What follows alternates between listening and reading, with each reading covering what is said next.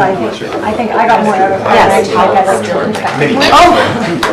Like I have 6,000 of those towels, so. But you probably don't need to have my radial towels. Sure to be used. Dog right now. Yeah. There was a proposing today to do a few more. About no way. What was the question? Seriously. There's nicer ways. Well, Straight. I get home and see that he's had his haircut. For men.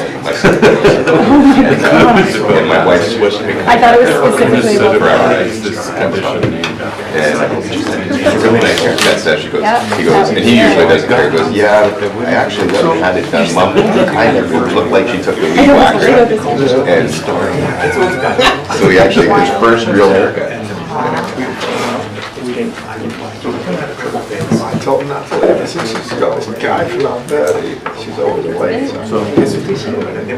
I know. I stopped. I mean, I switched to be listening to announcement. But super loyal to Jess Taylor, and she was always gone traveling. So I switched to Natalie, and now she's being one. So switched to B, and now she's leaving. Petra. Maybe she got counted special at Jess Taylor. Oh, really? Yeah, Yeah, but how much do you pay for stability? That's true. I negotiated this. But then she moved. She's not so bad just for That's it. haircuts. I went like, no, I didn't. I don't have much. Nice to just follow it. Counted special.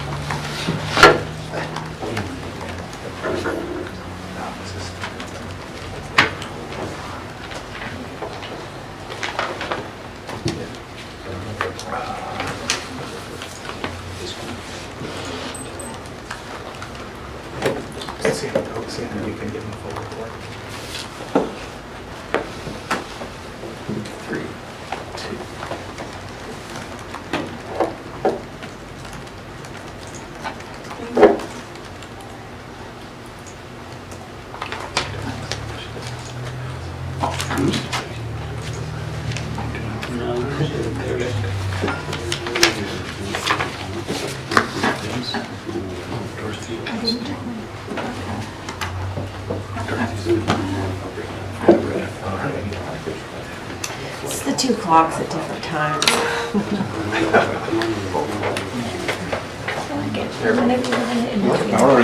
There we go. Okay, good morning, everybody. Welcome to our District of Tofino regular council meeting for Tuesday, May 14th. I'll call the meeting to order at 10 a.m. and recognize that we are conducting our business today in Taloquiet territory. And before we pass a motion to adopt the agenda, I wanted to suggest to council that we move item 8.5, which is the RTC, the report to council on the Cermaq application, to follow immediately after the delegation, which is 6.1. So I'll make that motion then, that item 8.5 be moved to follow immediately after item 6.1. Seconded, thank you. Any discussion, any questions on that? No? Okay, all in favor? Thank you. So the agenda is amended, that motion passes, and then I'd ask for a motion to adopt the agenda as amended. Thank you. Moved and seconded. Any questions, okay, all in favor? Thank you. None opposed, motion carried. All right, public comment on it. Oh no, sorry, we're moving into adoption of minutes first. So we've got minutes from the meeting held April 30th. Move adoption. Second. Thank you, moved and seconded. Any errors or omissions in the minutes? Seeing none, all in favor? Thank you, none opposed, motion carried. And then we have the minutes from the special council meeting that was held on May 6th. Thank you, moved and seconded. Any errors or omissions in that? Seeing none, all in favor? Thank you, motion is carried. All right, so now we have public comment on agenda items. Thank you. Jarmo has signed up to speak about item 8.10. Thank you, Mayor and Council. I came to speak because I wanted to explain the theme of what I'm on about a little bit better, and I thought this would be a good opportunity to do so. I noticed the detail at which the Duff and Cove Resort in Maquina has been reviewed in the DRP and whatnot, and I'd like to highlight and contrast that with what happened at the container kiosks on at the end of the street. Nothing. As we stand, their parking is in the front yard and side yard setback. There is no screening fence with my property. There is no loading zone, and there's material constructed in the corner view area of the lot. And so with that in mind, the theme of what I'm on about, and have been for quite some time, can best be expressed by a quote from Henry Thomas Roberts, who is the author of the Roberts Rules, which we use here. Rules are required that there may be a uniformity of proceeding in business, not subject to the caprice of the chairman or captiousness of the members. It is very material that order, decency, and regularity be preserved in a dignified public body. That is the theme of the message that I am saying. Thank you. Thank you, Jarmo. All right, we're going to move into our delegations, and I'm going to remove myself for a conflict of interest on business reasons. Okay, thank you.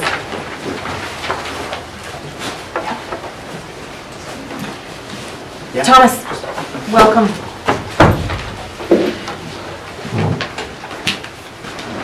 Yes, well, is it started? Can I take all 10 minutes? Thank you for having us back. It's always a pleasure to be here. With me today is Eric Jensen, and it sounds like a lot of you know him already. His card says he's the Regional Production Manager for Tofino with Cermaq, our client on their proposed staff apartment. I'm here today largely to just redo what we did before, reminding the councillors that were here last time about what we've been proposing, and to bring up any new councillors. I guess you've had an election since we were here last, so the new councillors can get a quick view of it and our presentation, and a chance to ask any questions. And there are a few little extra bits at the end that I will elaborate on just to bring the presentation to conclusion.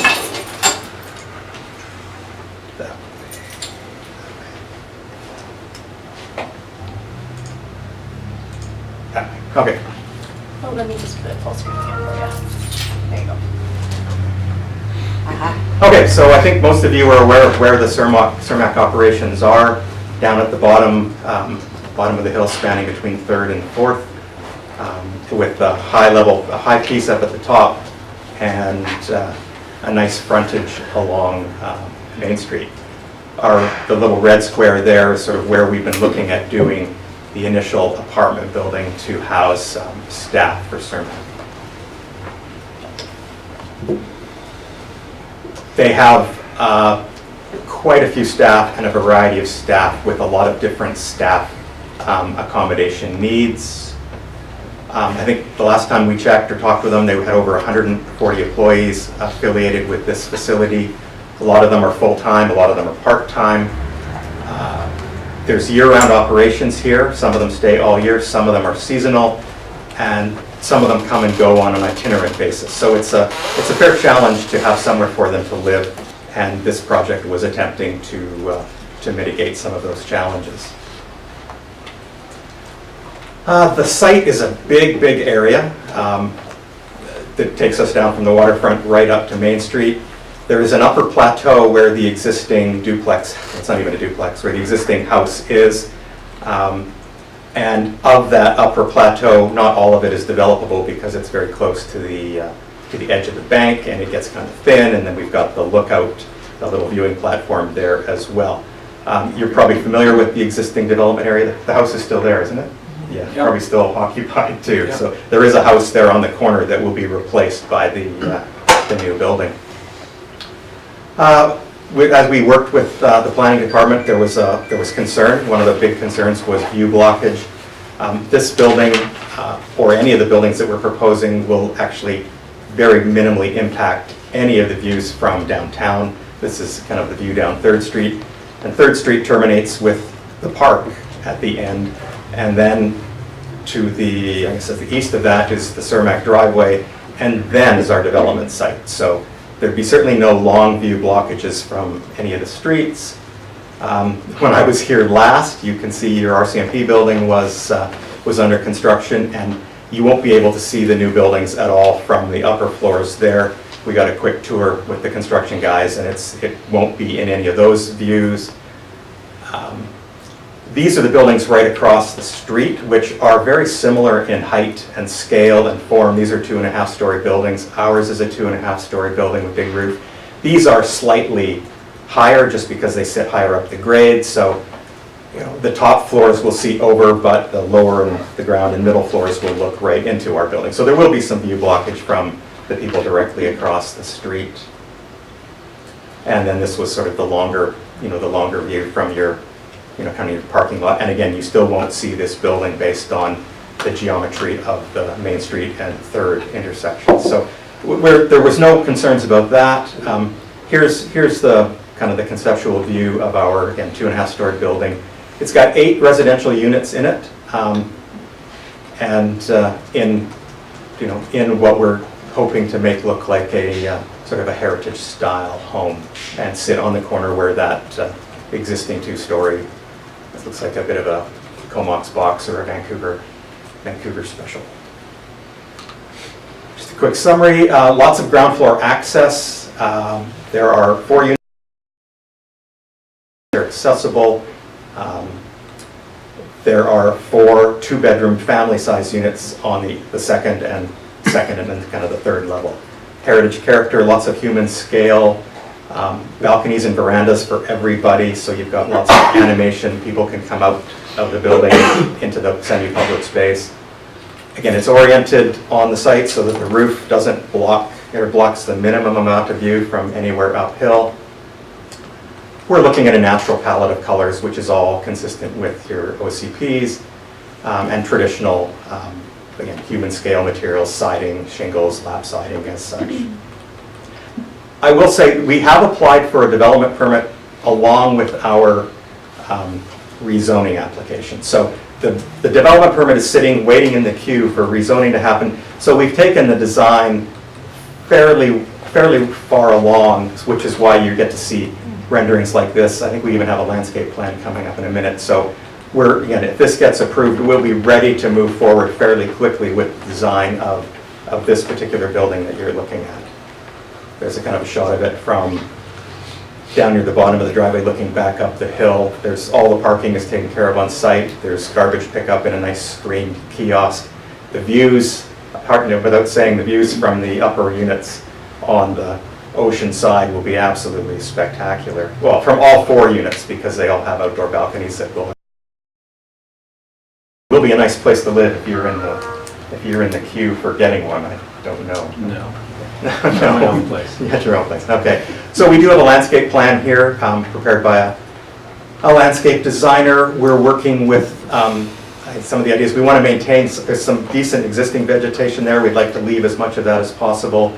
We're going to work with sort of local native species and kind of a theme of the ocean side with the rocks, the gravel, the driftwood, and the beachside grasses as well. So it should require no irrigation, I think, which will work well here, and make it feel like it's really part of this coastal edge zone.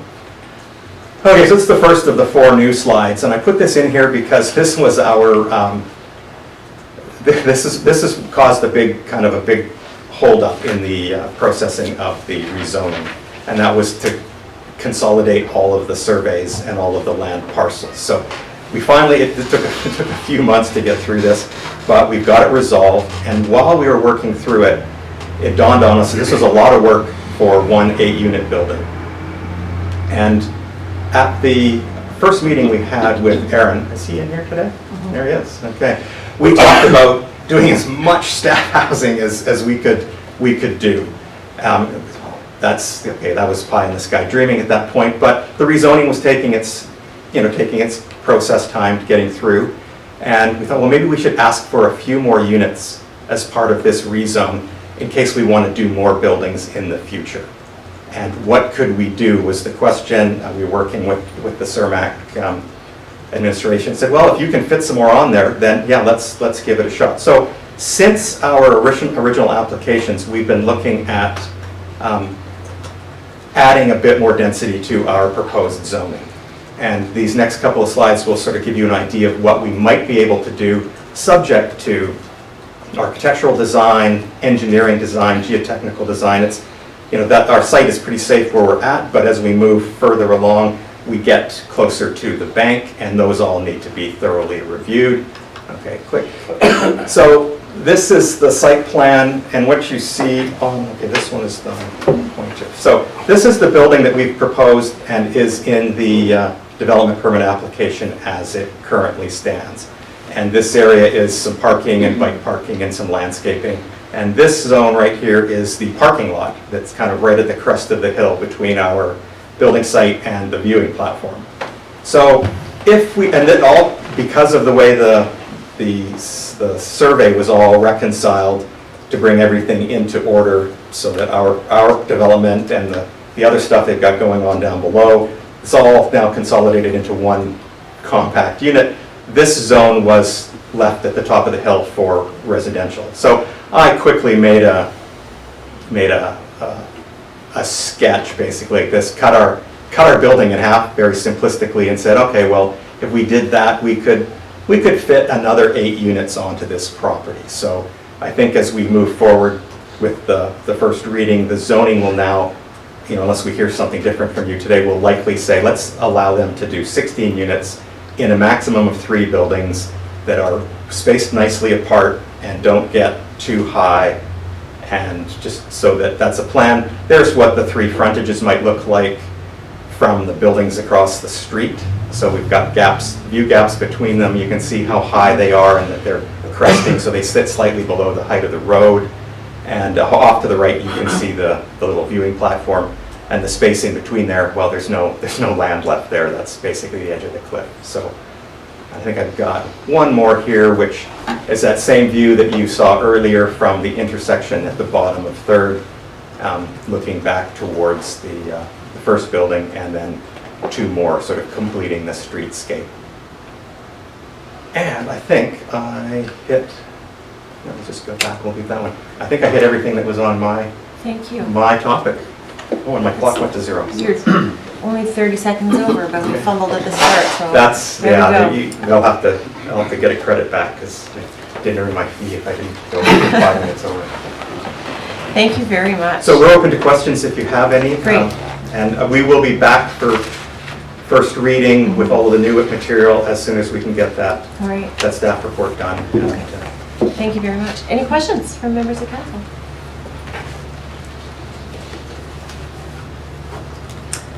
Question? Yeah?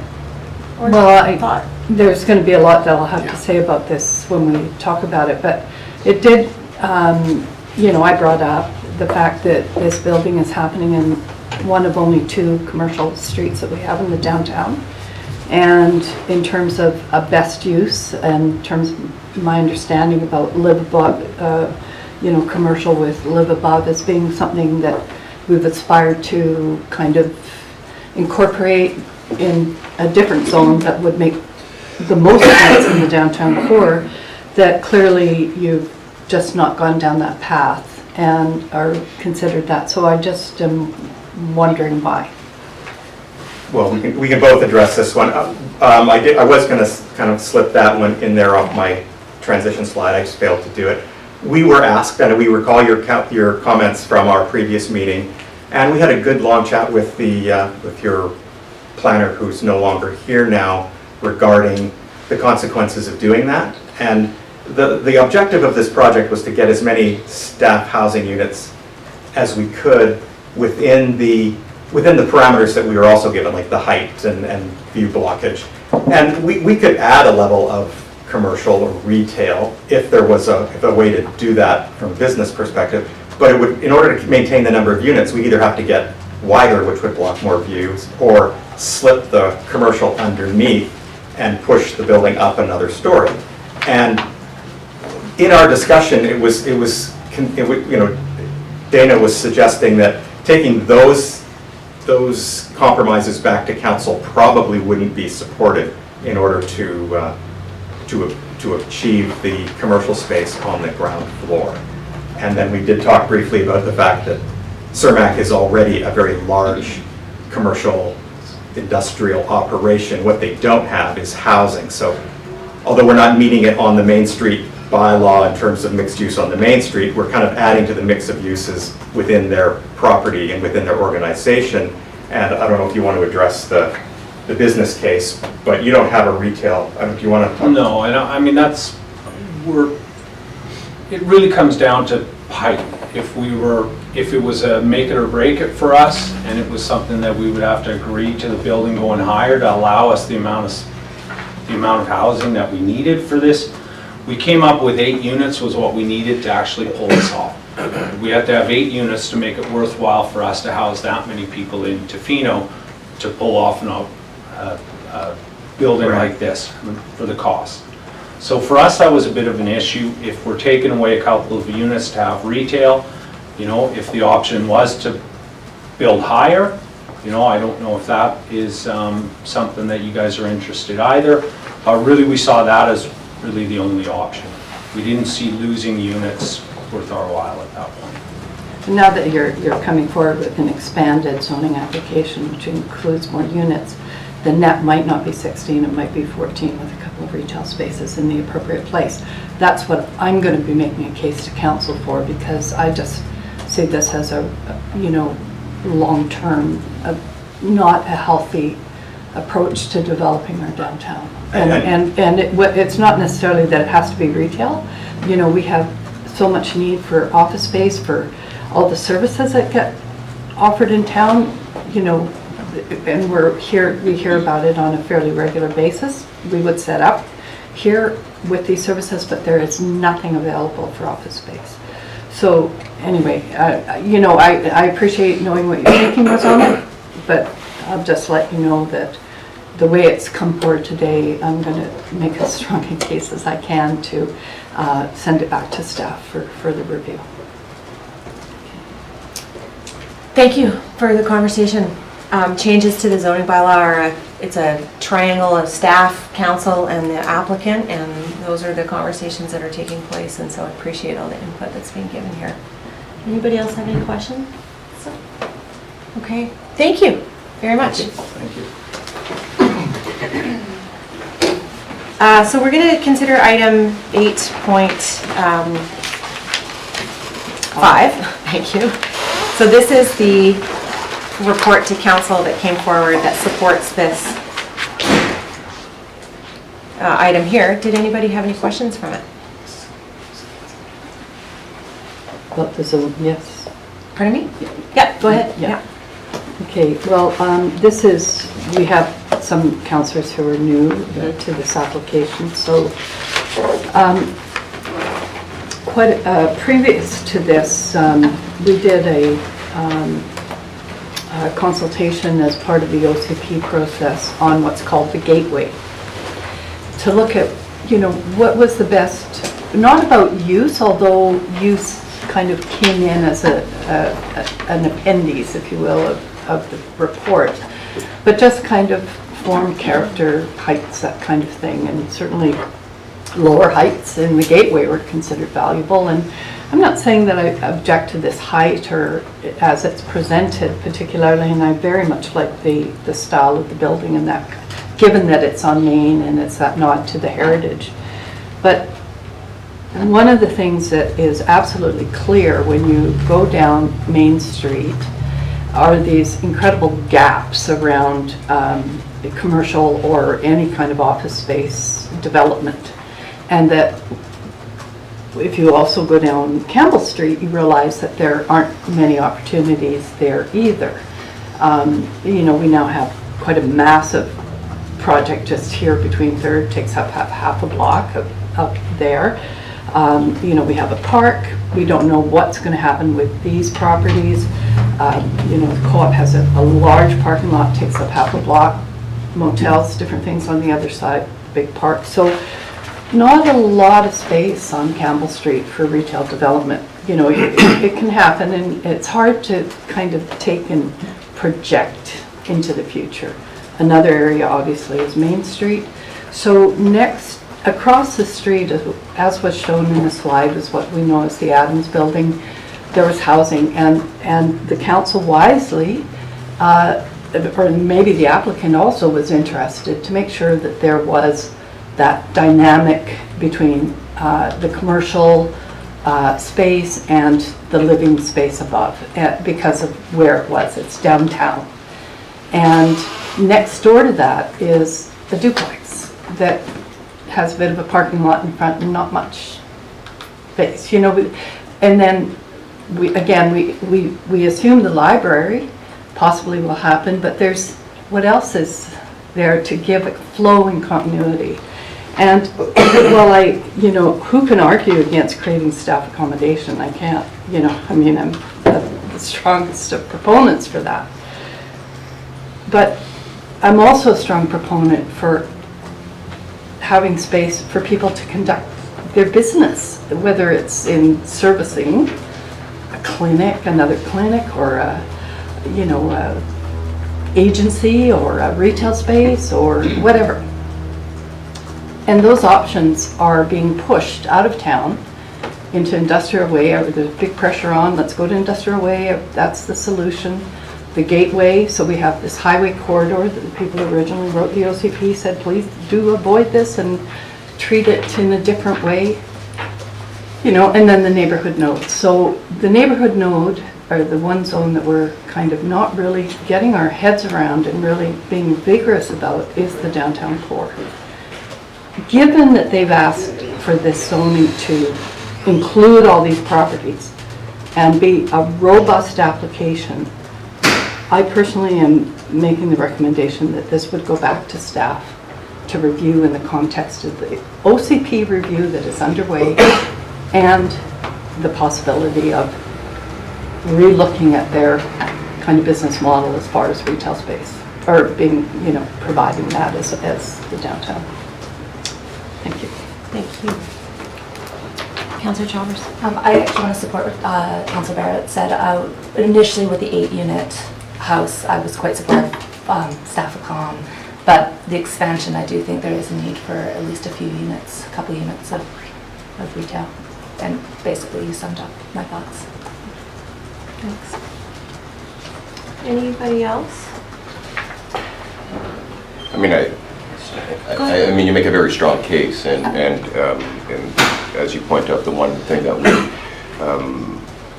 need to address is that accommodation factor in staff housing, and how that would fit in with the Cermaq operation in terms of retail within that rezoning that we're looking at. I'm going to support moving forward with your recommendation, with the idea that if the compromise has to be made on residential, I would be less inclined to. If we're talking about how many units of retail as opposed to residential, that's where maybe the conflict might come in a sense. But I will support going back to staff to look at this in view of the expansion of the project once again. Thank you. A couple questions. So, and I'll just reiterate what I said last time, which is that I understand and appreciate this, and I think that putting the thought into the mixed use and the livelihood the liveliness and the vibrancy of downtown is really important. But also that, again, this 3 parties, an applicant, a staff, and a council all needing to come together to something that moves forward. And I don't, you know, without hearing more from the applicant, and you know, they made their case for needing the staff accommodation, and we all know and agree about that. Providing zoning for mixed-use building doesn't require them to have to do it, and so I guess I'm looking at our staff to say, how does a conversation like this move forward in terms of obviously the applicants are here and they're listening to this conversation, and we would like, you know, there's a strong sense on this council of wanting to encourage them to consider it, but we cannot make somebody create an office or make somebody create a retail space if they don't want to. So I'm just, Well, I think we'll be, this application is coming back to staff. Yeah. And we'll be developing another permission to proceed. Right. And in between that time, we'll be having discussions with the applicant Right. about what they've heard here today and about what the possible directions are. And potentially go back to council with some options at the permission to proceed stage. And so we're going to reset the Yeah. program again because we're not ready to move into a first reading situation, I don't think. Yeah, there may be some options that we can explore with the applicant, and we're not, we shouldn't get into, a negotiation here, obviously, but No. it might be that within the design, we have a desperate need for housing right now. I think that's recognized by everybody in this room, but there may be an option to design it so that some spaces can be used for housing initially, and maybe that's a 5 or 10 year period that could then become retail in the future when the housing need is not as acute as it is now. So it's almost like what has happened in downtown Tofino, where we did have a pretty significant residential component as Tofino developed.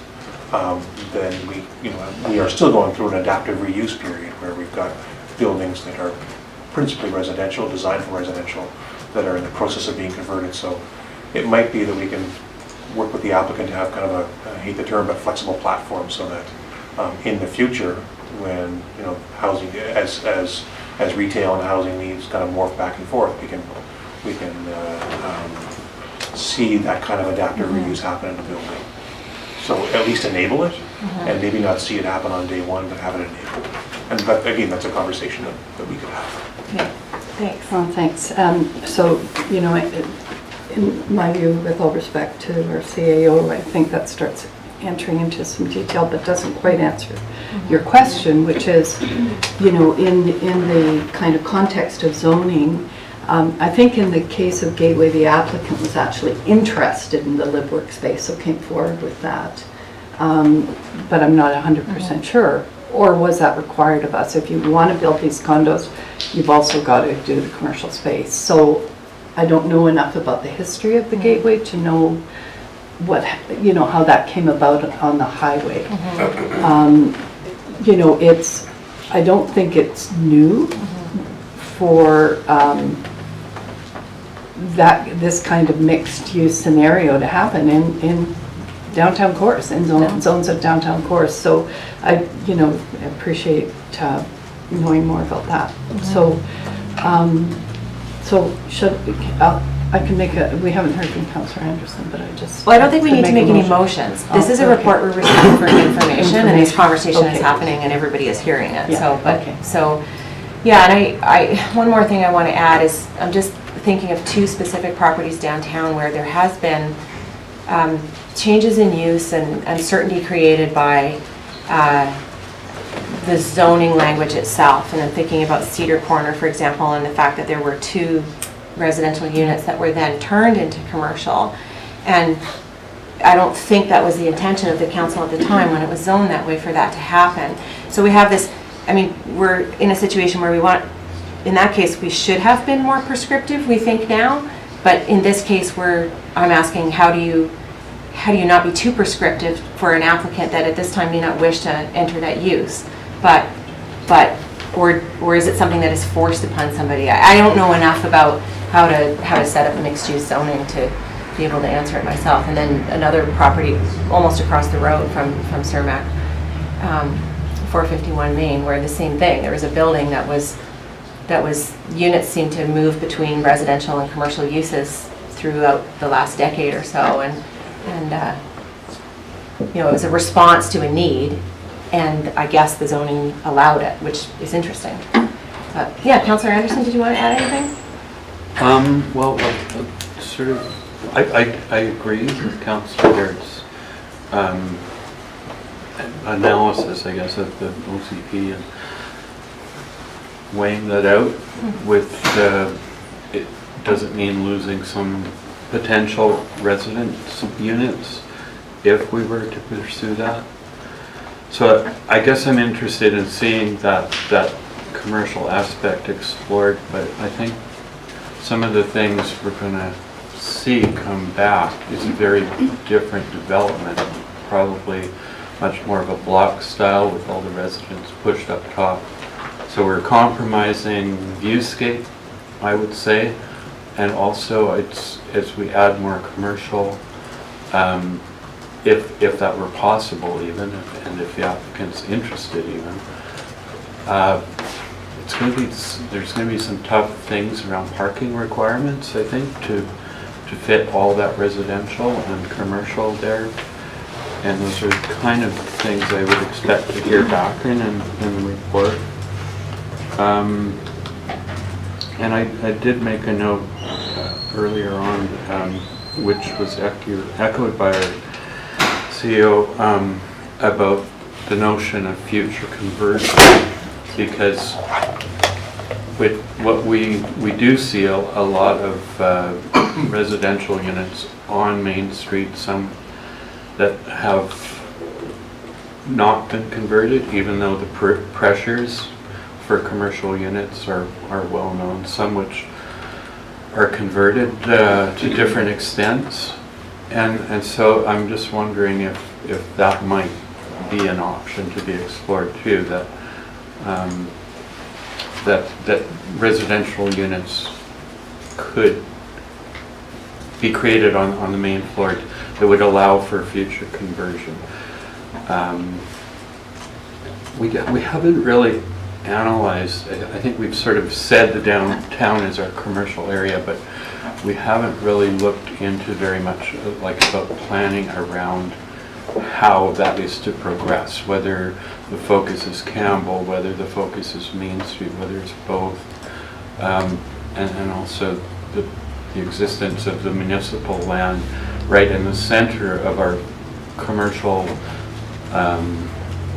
area sort of creates a hole, in my opinion, that could go a long ways to creating a vital commercial district in the downtown. So there's things that the municipality needs to think about as well before we just sort of start forcing it here or there or everywhere. And then there's other heritage values on Main Street where I think if some of the buildings were say sold and new commercial zonings were proposed, we would very much want to keep some of those heritage values.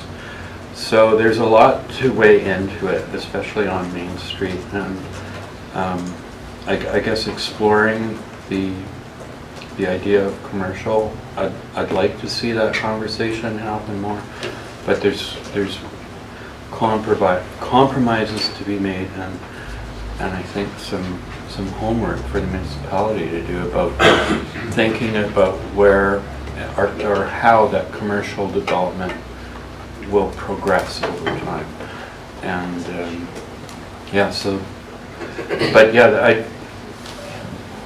there's a lot of reaction against that sort of the block style of the shore building as well. And so being that it does block a lot of view and the massiveness of it, are we looking at sort of a smaller scale version of that? And then is that what people want? So those are my thoughts. Okay, thank you, everybody. All right, could we have a motion to receive the report to council for information? Someone? Thanks. Moved, seconded. All in favor? Thank you. None opposed. Motion carried. Could somebody please get Councillor McQuaid? Pete, maybe?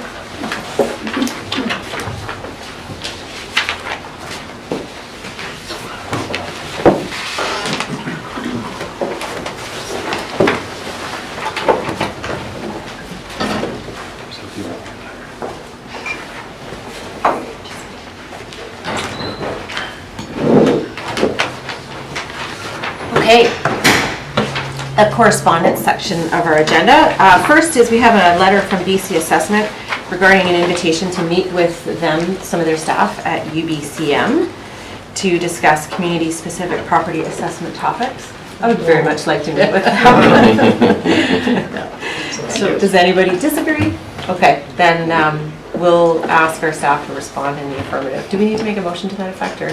Is that, Please do. okay, so, Move that Thank we arrange a meeting with BC Assessment at the annual UBCM. thank you. All right, moved and seconded. All in favor? Thank you, none opposed, motion carried. The second is a letter from the City of Burnaby regarding a request for support for their position to the province regarding changes to the community charter that would support the expanded, allowing for expanded asset class investment. I can speak today. I'm very interested in this, and I'm really interested to hear what our Director of Financial Services thinks as well. So maybe. Yeah, I was just wondering, I mean, perhaps our Director of Finance Services has thought about it a lot and would have something, or that if she were to receive this letter and give us a report back prior to UBCM, I'd be satisfied with that, but I definitely would like eyes on it for sure. So, do you have any initial thoughts, Dr. Sure, Yeah, yes, please. I can certainly write some notes after the meeting and send it out to everyone. I did ask around and spoke with my colleagues, particularly the GFOA board, and just tried to get some of their thoughts around it. Initially, my concern was if we were allowed to invest in equities, I wouldn't necessarily look at this as an opportunity for Tofino, because we don't have a lot of funds that we could invest long term and have more illiquid. But I was more concerned from the risk side. If there were larger municipalities that had the funds and were investing in equities and pulled funds from MFA, what would that do to the bond ratings? What would that do to our rates for investing? And in speaking with MFA, they indicated that the larger municipalities that would have the funds to invest in equities don't have a lot of those funds sitting with MFA, so there wouldn't be a risk to ratings or rates. So I kind of looked at it more from the risk side rather than the opportunity side. Those are my initial thoughts anyways. Yeah, thank you. Thanks.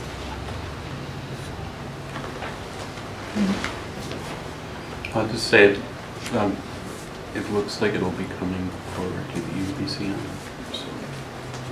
Yep, it does. So I think that we either support it or not at that forum. So. Well, there's two courses of action here, and I think it's wise to hear back from Nyla more first. But one is to do nothing, and then each person who's attending UBCM gets to vote the way they want to vote. But the other thing is to actually write a letter to support their position if this council does support their position, which is a little bit more powerful in the sense of when municipalities can align their interests this way and show the province that they're very serious about it. It's a different kind of a weight. And so I would like this council to consider it, but not today. I think it would be great if Nyla was able to, and I don't think drafting a whole report to council is what's required here. That maybe at a future meeting we could get a verbal update from you if you've got more thoughts, and we could discuss it a little bit more and then make a decision to write a letter. Would that be appropriate for others? Okay. Yeah, So, thank you. So I'd make a motion to refer this letter to our financial officer to receive some notes and comment prior to the UBCM conference. Thank you. Is that seconded? Second. Thank you. All right. All in favor? On our agenda today is from the Minister of Housing, Municipal Affairs and Housing, Selena Robinson, regarding building BC funds, and it's kind of a generic update of the different programs and how much money the province is putting forth into it. So I don't think there's any action to be taken. No, except from the public point of view that we've been aware of these funds, and Tofino Housing Corporation's aware of these funds. We've prepared an application that has been evaluated, and we're in line for the next call. So we're very hopeful that that we will be looked on very favorably for funding for our housing project, and we will be ready to move on it when that happens. So yeah, we don't have severe winters on the coast, but to even suggest that we could approve as a responsible council that this is acceptable, to me is very distressing. So So it's about the housing itself, and you know, as a member of the THC board and working on seasonal worker housing, and hopefully with this infusion of some funds to help us perhaps put together some kind of solution that the business community can buy into, especially if we stop saying that these kinds of options are acceptable. That, you know, there will be standards. What is a standard? When you invite somebody in your community as a visitor, you know, there's a kind of understanding, you know, that there's an expectation of how they will be treated and supported. And as I've said many times, that should be true of workers as well. So the THC, through this kind of working group on seasonal worker housing, is addressing standards, and there's wisdom already in the experience the BC government has when they talk about temporary foreign workers / housing accommodation, is a line that says trailers are not housing. Just like that. Trailers are not housing. So, you know, we have been approached time and again because there is no other solution to, trailers are fine, travel trailers are fine for traveling, but they are not housing. And even if it's seasonal, you know. And so that's one thing, is about the standards. The second thing is about oversight. So I have an experience of, direct experience of utilizing one of these sites, and oversight is just clearly not there. We have very clear direction about what qualifies it for the temporary use permit. Go out, a tent on a car, that hardly has a fire extinguisher, a hookup. You know, any of those things that were included in the standard. Somebody occupying a space for a weekend, not exactly the use that was in the temporary use permit. You know, we don't have oversight. I don't even know if anybody on staff has a clue of what's actually going on Crabapple. I'm sure it's well managed and so forth, but is it in keeping with the temporary use permit? Do we know? When do we know?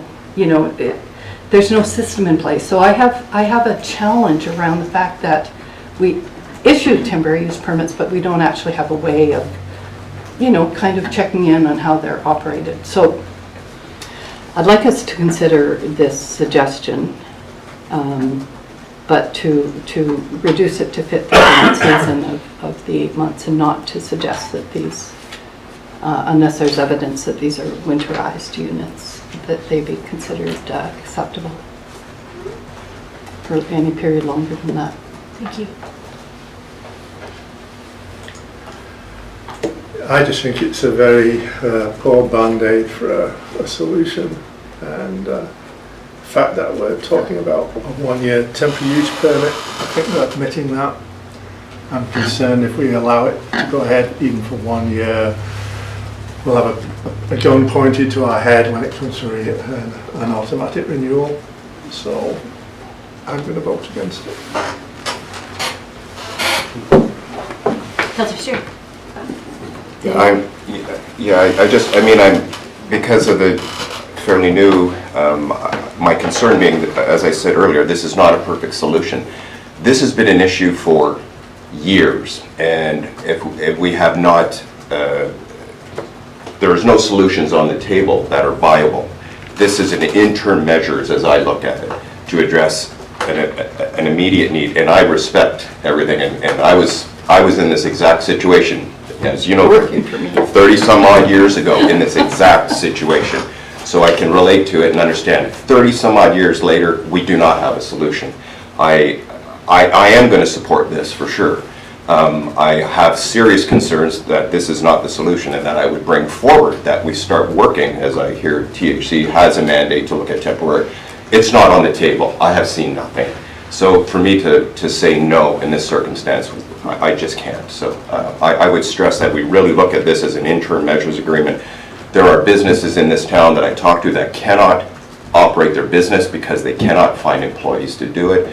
this is albeit not a perfect solution, one that is going to address that need, even if it's for this season, that I'm quite comfortable with. I looked at the nuisance mitigations. There's going to be an on-site manager. Yes, we don't have enforcement capability. I don't know why we don't. We have bylaw enforcement. I'm sure that if we are given direction that could be done. My primary concern is safety, of course. And it looks like this has been well looked at. I've talked to the fire chief that they have robust interest in that area. So I think going forward with this at this time would be the proper solution. Thank you. Just want to point out that our bylaw enforcement system right now on this aspect is complaint driven, and so when we do get complaints, then they are investigated. And in fact, that's what led us to this point right now with this property. But if that's something that council wants to change, I think we should discuss that, because we are getting more and more applications now for TUPs for people to be able to live in travel trailers. And I fully agree with you, Councillor Bart. Those aren't permanent living conditions. And so I think we feel forced into a corner where we say yes to something that we really don't like, but we haven't provided an alternative, to your point, Councillor Steer. So that's also, you know, I could see the sense of where we're going. We don't want to be getting these applications. We don't want to have to allow people to live this way, and yet we know it's widely going on. And so there is something commendable about at least stepping up forward and coming and asking for a temporary use permit.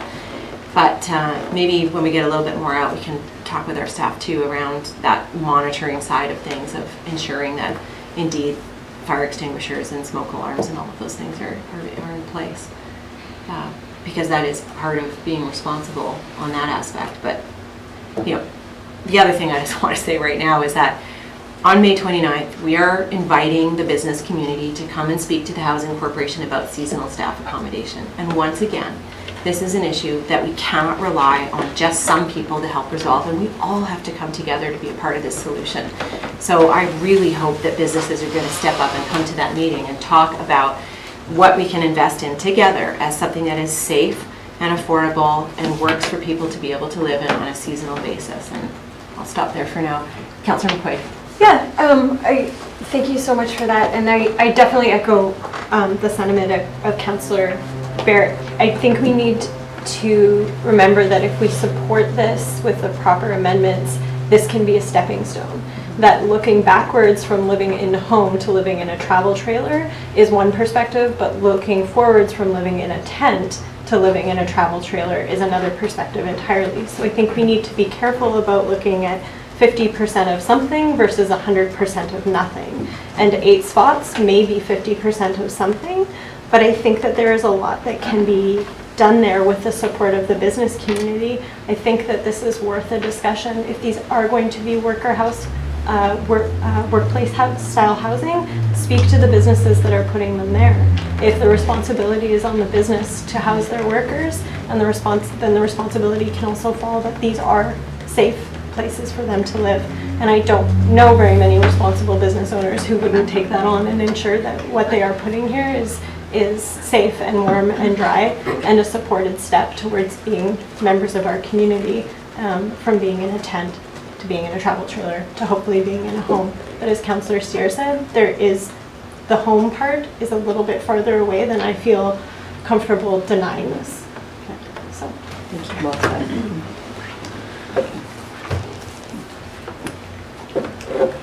Councillor Anderson? I just want to ask a question to Councillor McQuaid. The amendments that you allude to, is that the same as Councillor Barrett? So reducing the period of the permit to, I think, 8 months post? I'm, you know, and a part and parcel of that is my reticence to view this as a slippery slope. Councillor McMaster said that this just leads us to being forced into a corner, and I don't agree with that. I think we can say no at any time. I don't know if 8 months is a responsible amount of time to really ask people to accommodate all the amendments and move forward to rezoning. I do understand that we do have a heavy workload, but if this is something that we really need and we're asking a business to accommodate a number of amendments in order to move us forward in a positive way, is 8 months enough? Or are we just saying this is all we need you for, do these things and then you're done? Like, I don't I don't know.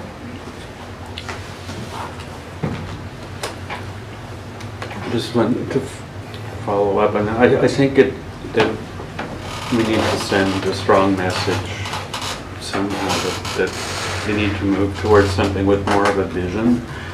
And I don't know how far our staff and Tofino Housing Corporation has explored the tiny homes idea, and I'm not sure if it's a step up from an RV or a travel trailer situation, but I think it'd be more supportable if it had something that it was going to, rather than just sort of not much more than a campsite situation that probably doesn't even have the same amenities as many campsites.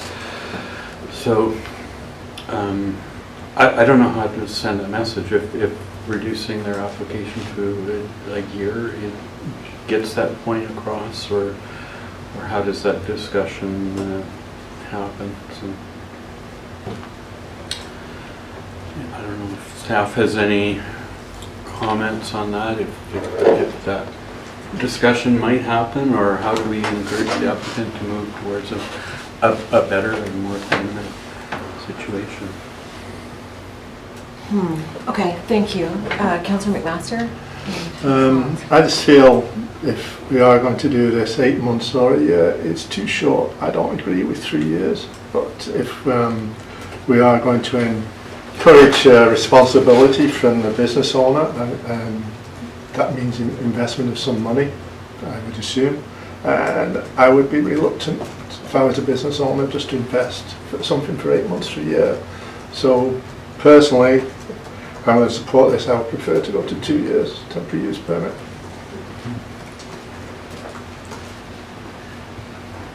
I agree with Councillor Master, and I would like to see in that some sort of definite that each unit does need to be inspected, that it's not just a complaint driven.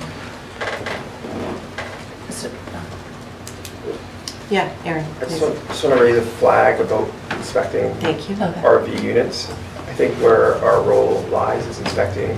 This is a temporary campsite, so we inspect campsites for safety. Nobody on the District of Tofino has the authority to inspect an RV for safety, not the building inspector, not the fire chief, I don't believe. And it was something that I would like, if we had time to look into to confirm that.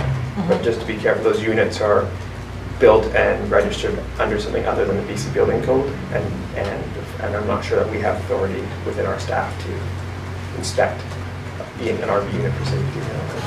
Well, I don't know the answer to that. It's not something authority.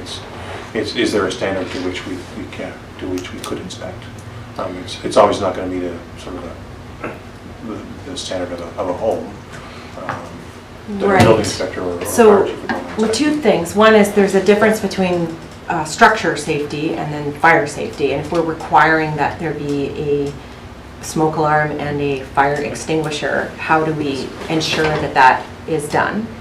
The second is, and I think we raised this in the past, around with other units and kind of what level of requirement there would be that way. And there was an idea that was proposed here, I think it was something about when tenants changed that. Yeah, they had to apply for an inspection whenever a new one came in. Yeah. Another question that was raised in a past temporary use permit application was around insurance, and that if a fifth wheel or a travel trailer of some kind was insured by ICBC, or that we had some reasonable assumption to make that it was sound. And I don't think we ever really went through with it and answered that for the others, but. It's only on the, as my understanding, it's only on the road that they insure. Otherwise, that's part of a household insurance. It's not ICBC, but just, yeah. Go ahead. Yeah, thanks. I'm not quite sure I'm understanding about the 2 years. I mean, I said the 8 years because, I don't think these things are winterized, but whatever, it's a year. Staff recommendation is a year. I could live with that because there are pieces of the puzzle that are being put together very proactively now. We can at least hope. We're seeing movement around, bringing businesses together to at least, start shaping a plan around addressing seasonal worker housing, and also businesses are stepping forward and kind of trying to explore avenues in terms of what our zoning even allows for creating such a thing. So so there's a lot of balls up in the air. I could support the year, but I'm not hearing anything in the application that they're making a whole lot of investment. These trailers are already there. There's no sewer being proposed to be put in. There's no water proposed to be in. There is materially nothing is going to change in that year, except that now what's already being done is permitted to be done for that year. So I have no interest in extending it beyond that year, because that's an entire year for that operator to come up with a plan to engage with the Tofino Housing Corporation, to attend the May 29th meeting, you know, and to participate in talking about what seasonal worker housing should look like. So, you know, I'll support staff's recommendation. I voiced, you know, what would have been my preference, but I think a year is a limit. It can come back, you know, it can be renewed if we haven't, as a THC, if THC hasn't done their homework in the fact of taking this on, at least to see if there are pathways that the business community can pick up on, because the THC is not going to do it, but it would be my understanding. But at any rate, so I'll go with that recommendation. But I do think that there needs to be some way that there is occasional inspection. It is private property, so I don't know. But if we're saying it's trailers, are we allowing a whole bunch of tents? Because that's camping, I think not. That's very specific. So certainly the district, if we put as conditions, there must be a fire extinguisher, there must be smoke detector. It's this kind of unit, not this kind of unit. We can go and inspect for that the conditions of the permit are met. I have a suggestion, and that is that if this goes forward today, we'll now have 3 temporary use campgrounds that are housing workers. And I think we have the same concerns about the other 2 as we do about this one. So when it comes to amending the temporary use permit itself for this inspection, I don't think that's the place for it. I think we need a separate resolution to ask our staff to proactively enforce or inspect the temporary use permits for all 3 locations. So I'll say that for now. So let's maybe put that out of our mind, that we need to amend the permit for inspection. Okay. Councillor Steer. Well, I was just to reiterate, at the beginning I would support the 2-year extension just to get the rezoning process and all the work that does. I've come back to going to that recommendation of council based on the fact that I hadn't seen anything from the applicant other than to just approve what was going. If I would have seen something within that application process to see that there was some form of progress or business model that was moving forward, I would have actually been supportive of a 3-year TUP. But not seeing anything there, that is my big concern. If within this process there is something that I've missed, or if there's an engagement with the Tofino Housing Corporation or an invitation to the applicant to attend with that, I would have been more positive in. But as stands, I would recommend supporting the recommendation of staff for the 1 year. Okay, thanks very much. I think we're getting close to the end. Okay. You can make a motion. Please. I move the recommendation that the temporary use permit attached as Appendix 1 to the staff report, temporary use permit Mears Vista Inn, 760 Campbell Street, dated May 14th, 2019, be issued for a period of 1 year. Thank you. Moved and seconded. I just had a quick question on the not asking for a change to the permit on that inspection. So we will leave it as stand without the amendment, and we will come back and look at that inspection process for all 3 in a separate motion? Yeah, after we vote on this, I've got a question about staff. Okay. Yeah, just one comment in going down there, because it is an inn and it's a public in that sense. Just thought I'd go down, take a look. But on one side, the back of the L shape, you know, there is a home that's along the highway, and it does back onto that residential home. On the other side, it's not, you know, maybe because of the foliage of the season, but the other residence is quite far removed, and there's a lot of foliage screening, and that made me more comfortable with seeing this continue as is until something better has worked out, but with definite shot across the bow that this is not a standard. Thank you. Okay, I'll call the question then. All in favor? Thank you. None opposed. Motion carried. So now to our staff. With respect to the conditions that are required in the 3 temporary use permits that we have now authorized for these kinds of living accommodations, do you need time to think about kind of what the implications of proactive enforcement of that is, or are you okay for us to go ahead and make a motion today? I'd be quite comfortable with a motion to proactively, for staff to proactively ensure that the conditions of the development permits are being met. Thank you. So, Council, would you like to consider then a motion that we direct staff to proactively ensure that the conditions of the 3 temporary use permits at Mackenzie Beach, Crabapple, and Mears Vista Inn are being met? Do you want us to make a motion? I just made it. Okay. Okay. Jamie, was that clear? Okay, I wrote it down too, so I can check with you later. All right. Any questions about that? Okay, then, all in favor? Thank you. That's unanimous. The motion is carried. Thank you, everybody. Thank you, Peter. Are you staying up here for the next one too? All right. Okay, so moving on then, our next temporary use permit application is for the Tofino Harvest Company at 700 Industrial Way. Take it away, Peter. Thank you. Thank you. So carrying on with our theme of temporary use permits, this is another temporary use permit application.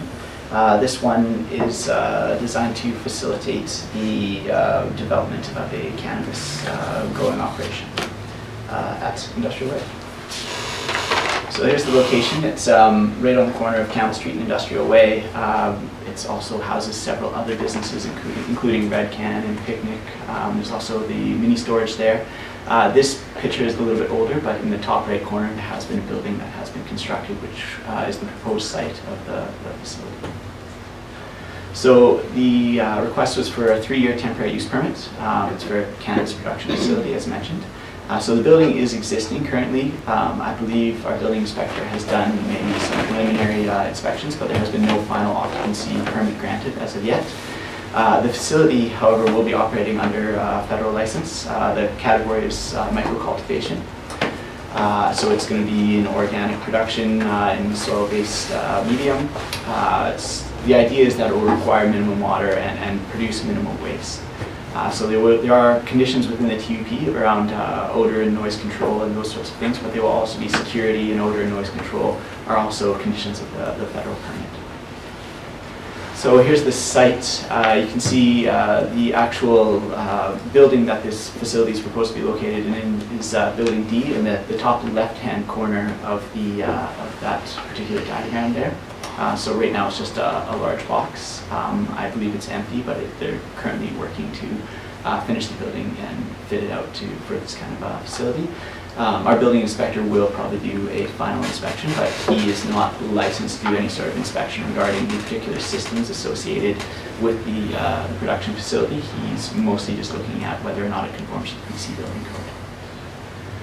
So again, describing a little bit of the authority of the TUP that we mentioned before. It's a short-term use that doesn't comply with zoning bylaws, and we have it permitted under the Local Government Act.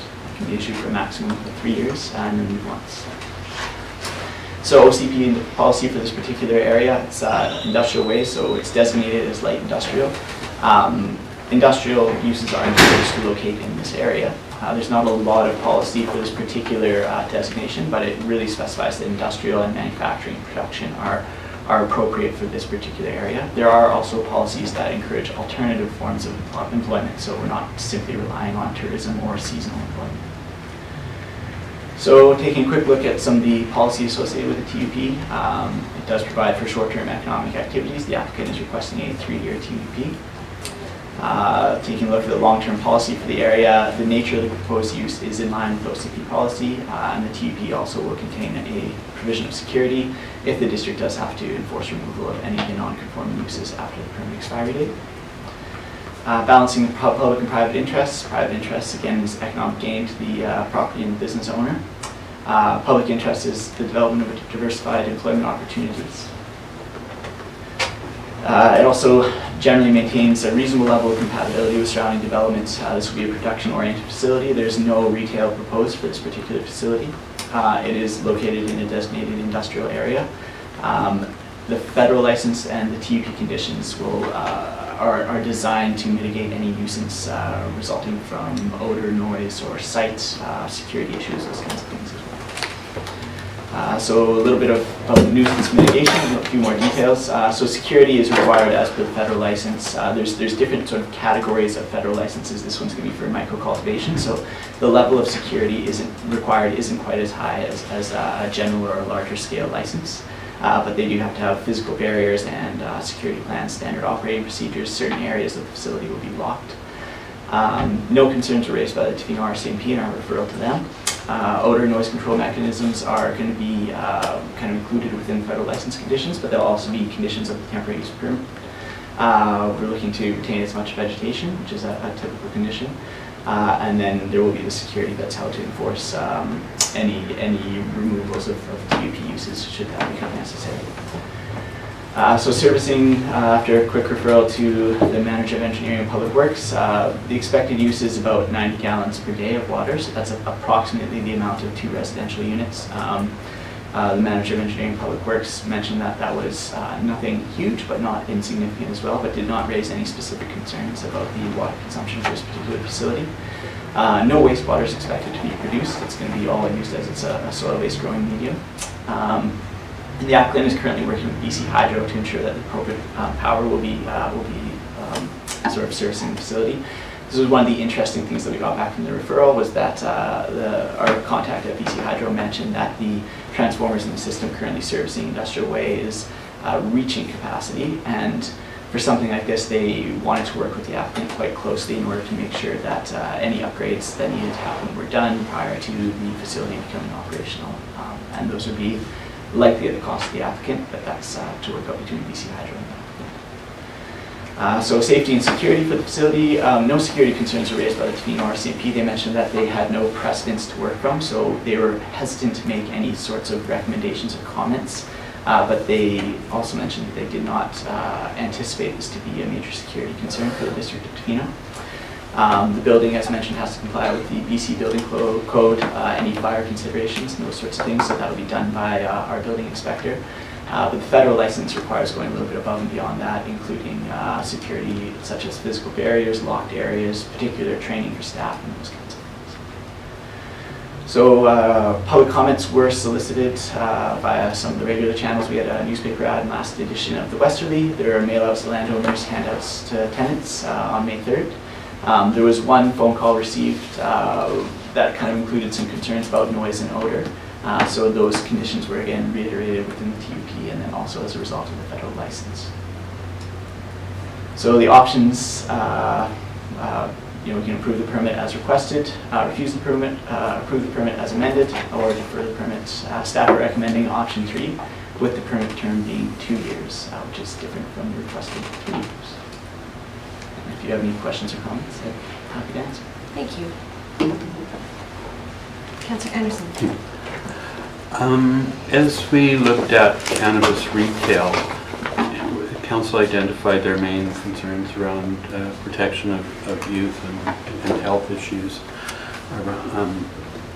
associated with cannabis consumption. And I'm wondering mainly about what controls we might have over signage and the appearance of the building, that it doesn't promote cannabis use in any way. And there's in terms of retail, there's a lot of regulations, I think provincially, about the appearance of a cannabis retail location. I'm wondering if there's any controls that we might have over the outward appearance of a production facility, or is that covered off in other regulations? Yeah, I can speak to that a little bit from what I know. The federal license, my understanding is that buffering is quite limited to ensure sightlines for security. under federal licensing, so it's a challenge to put a row of cedars or something like that around there, but my understanding from speaking with the applicants is that they are, this is not going to be a retail facility at all. It's going to be fairly nondescript. I don't think that they will have any significant signage. The business sort of model is to grow cannabis that will then be sold to the Liquor and Cannabis Regulation Board at the provincial level. It won't be sold directly to retailers or any other way, is my understanding. So with that in mind, I don't think there will be significant advertising related to the business. However, we can certainly include provisions in the TUP that regulate signage and regulate any sorts of advertising on that particular building. Thank you. Councillor Stewart. I just had one question. Why the recommendation for only 2 years on the TUP? The recommendation for 2 years was because the applicant has also submitted a rezoning application simultaneously with this.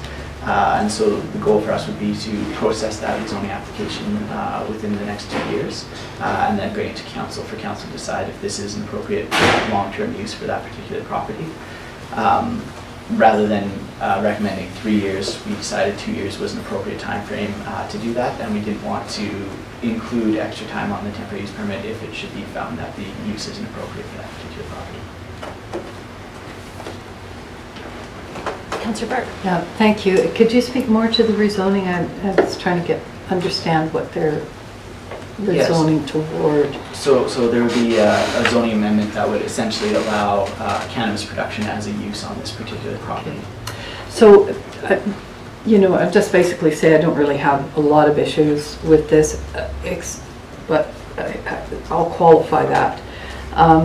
When I first read it, I thought, well, this is an interesting way, should we approve it, of kind of getting a backdoor retail, because it's well established that industrial way is for production, manufacturing, light industrial and so forth, which allows for a retail kind of outlet as part of the unit, and that's what is operating mostly on industrial ways. So for me, it would have to be more than an intention not to have a retail, but it would be a condition of the temporary use permit that there is no retail considered as part of this. We have a rigorous process that we went through, and we went through a lot of analysis about what would qualify for retail. And one of the things was the kind of fair playing field as well. Like, people make the applications by demonstrating that their intention is to create a retail space that kind of commits to sort of community values and a number of things. So the other concern I have about this, in terms of, it's great, you can get first out of the gate, good for you, but do we also, in terms of production, do we have some of the things that we learned from the retail process about, we still haven't decided the number of stores that we think are allowable. In granting this, are we deciding the number of production facilities that are allowable? Maybe it doesn't matter. I'm asking council, for some consideration of that, because, I do think it has to be a fair and level playing field. So, in that sense. And I definitely don't want to see retail this as part of this, because it would otherwise be a kind of jumping out of the gate.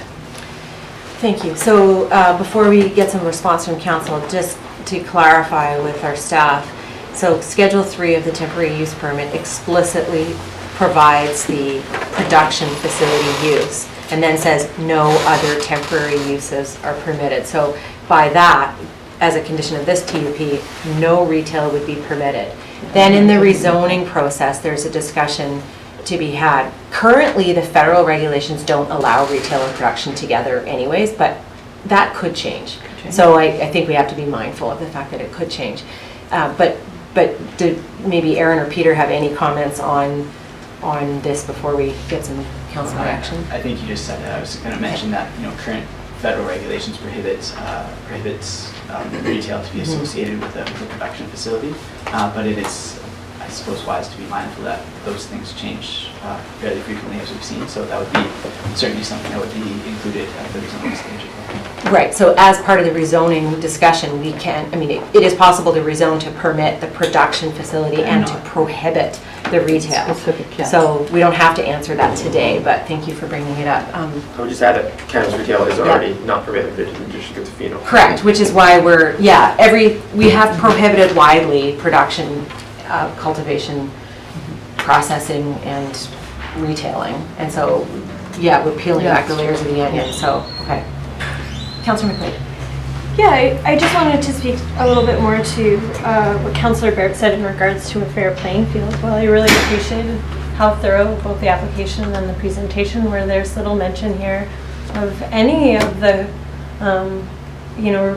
encouragements that we placed upon retail in terms of social benefit, in terms of housing, etc. This is, council did discuss at length moving forward having the leeway in the TUPs, and in kind of our mandate moving forward for new businesses, that social benefit is something that we're looking at, and I'm just curious as to why that wasn't addressed in this at all.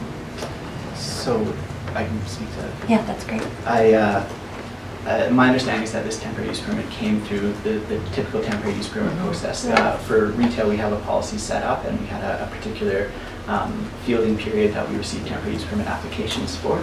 And that policy was set up and established. There was no such policy set up and established for production facilities. I think that was probably not considered to be, as major of a consideration in terms of development possibilities. So the applicant has gone through what would be considered the typical temporary use permit application process, where those kind of social benefits are not a requirement of the application. And so that was why they were not necessarily considered, but I appreciate the point. Do you want to go ahead? Yeah, I would just say it would actually be my preference, and it would be my intuition to deny this and to go that route. I think that I don't think it's a fair playing field if we encourage one retail business, which is ostensibly another social license, and this form of I don't think this is that different from a retail. I think the expectation of financial gain, and I appreciate that this went through the available outlet for application, but I don't think that it's consistent with what council has said we would like to move forward with. So I have to say I wouldn't be in support of it as it stands right now. Thank you. Hey, Councillor Bart. Yeah, thank you. In respect to what you were saying, we had the open house, Industrial Way came up a lot as a possibility for retail, and I was kind of, it's not zoned for that, and the response I got was, it will be for production. Production would be a good use with a retail outlet, but the feds aren't allowing for production right now, and so during the course of this time when we've been developing the policy around the retail applications, certainly my understanding was that the federal government had not yet kind of given parameters and guidance around production. So the fact that this is coming forward, and it's like, when did that happen? That the feds said, okay, now you can produce the cannabis. I know there is for medical, but just for to supply for commercial use, I don't know when that regulation changed or became a regulation, or what the parameters of the regulation are, anything. I'm quite not, this is new to me. Yeah, that's a good point. I mean, it was some time ago, and I think it's just, we were so zoned in on the retail process that we didn't pull out and say, what about all these other uses? They're surely coming down the road. And so to Councillor McQuaid's point, do we want our policy to encompass that as well? And it didn't. And so there's a bit of a fork in the road here, I think. If our rationale for developing that policy around retail cannabis was around the cannabis itself and that, then I could see a case for this. And if our rationale for developing that policy was much more around that interface between the product and the consumer, and the concerns around youth and access and vulnerable populations, then to me that's in a different bucket than producing it, sending it off somewhere where it's going to then be redistributed. So that, but I don't know. I don't know what individual motivations were explicitly on that. So, and we've had a council turnover in the process of developing the policy as well. So it's an interesting one.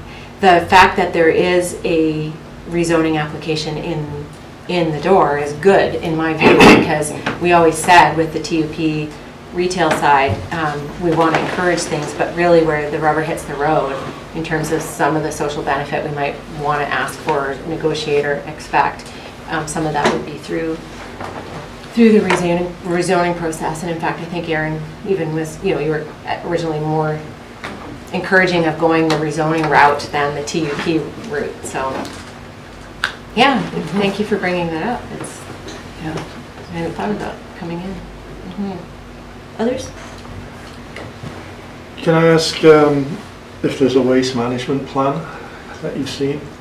There hasn't been one that's been submitted to me. The reason I ask is I did some research on the weekend. I know nothing about growing cannabis, but there's a really good report called Cannabis Environmental Best Management Practices, produced by City of Denver. Pretty progressive, and they will not consider an application unless there is a waste management plan. Is there going to be composting on site?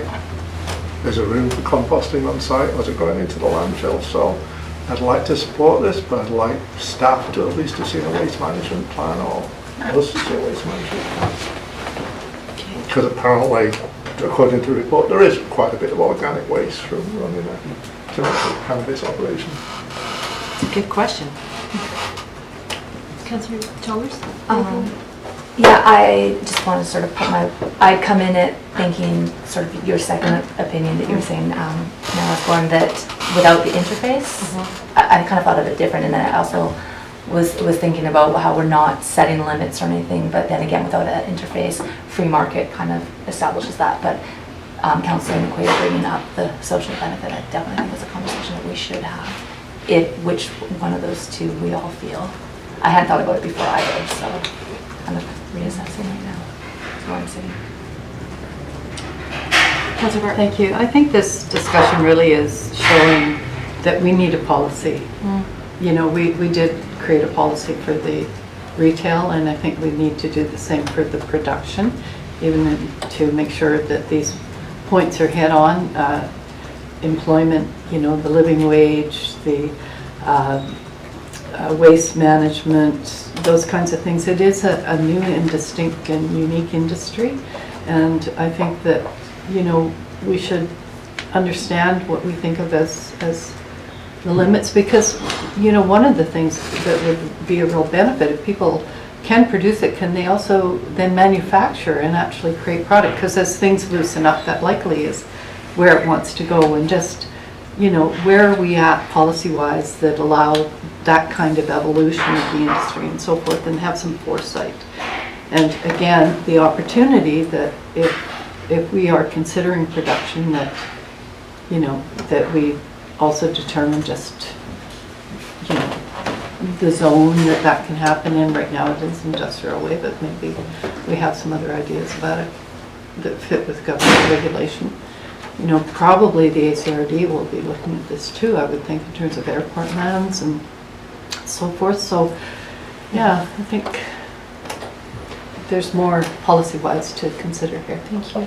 So that was my question regarding do we have I'm sure you probably do, the ability to approve the TUP and develop policy in conjunct or simultaneously? I have my only reluctance to it is I do separate industrial and retail in a certain way in my head, but to Councillor McQuaid's point, it had me thinking a bit more. Is it realistic to, as a new industry, can we, and I would hate to slow the progress of a business that is worked very hard to probably get to the point that it has, in the absence of our due diligence to develop a policy. That's a question I would have. Can we develop policy, approve the TUP simultaneously? Is that something? that could be done, or would it be problematic? Functionally, I'm not sure how that would work, so I might defer to the CAO if he doesn't come. Yeah, that would be a challenge to approve it subject to something in the future. Okay. Yeah, and I think just from a principle base, that if we're wanting to apply a fair lens and a fair and even playing field, then there is a rezoning application. Well, that was my point, though. That's fine, but with the TUP, if this is, council has the ability to deny it and say, nope, we're just going to pause and consider some of these other things that we haven't considered. I'll just point out edibles will be legal and regulated by October too. So maybe there is more work to do if that's what council wishes to do. Or maybe we'll have some comfort near enough in the future that we need less work. Councillor McQuaid. I'm definitely not motivated to punish or prohibit one business just because we weren't ready, but I will say that is what happened for the retail side. And not that they were necessarily punished, but we did have a TUP application open. We chose to go a different route. We chose to slow it down. And I think in the end, it was to our benefit. There was multiple discussions around this table about our directive moving forward, and that it wasn't just to target cannabis, but in using TUPs that we could move in a direction that supported industry. We just had a discussion about a campsite and how to better regulate that, and how to use our TUPs to support this community in a particular way. That includes the business community. I do understand that they used the application that was available to them. So as expressed, my reticence is that businesses also have to know what to expect when they come to council, and they used the appropriate manner in which to do this. And they are here and they've done the work. So I'm definitely split, but our previous decisions regarding retail, I think we need to be consistent, and I would say that I would be moving to definitely not approve this and to move towards a bigger discussion about as we did with retail.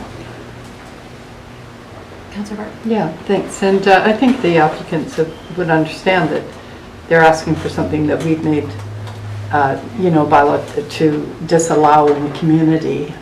Well, we get our ducks in the row, and we're focused on retail, and now production has come up, and I appreciate that they've called our attention to it. They're going through the rezoning process, and I think what we can commit to is that we'll do our work on the other aspects of this industry, the production and manufacturing, and that we just need to put the lens on it and get things figured out.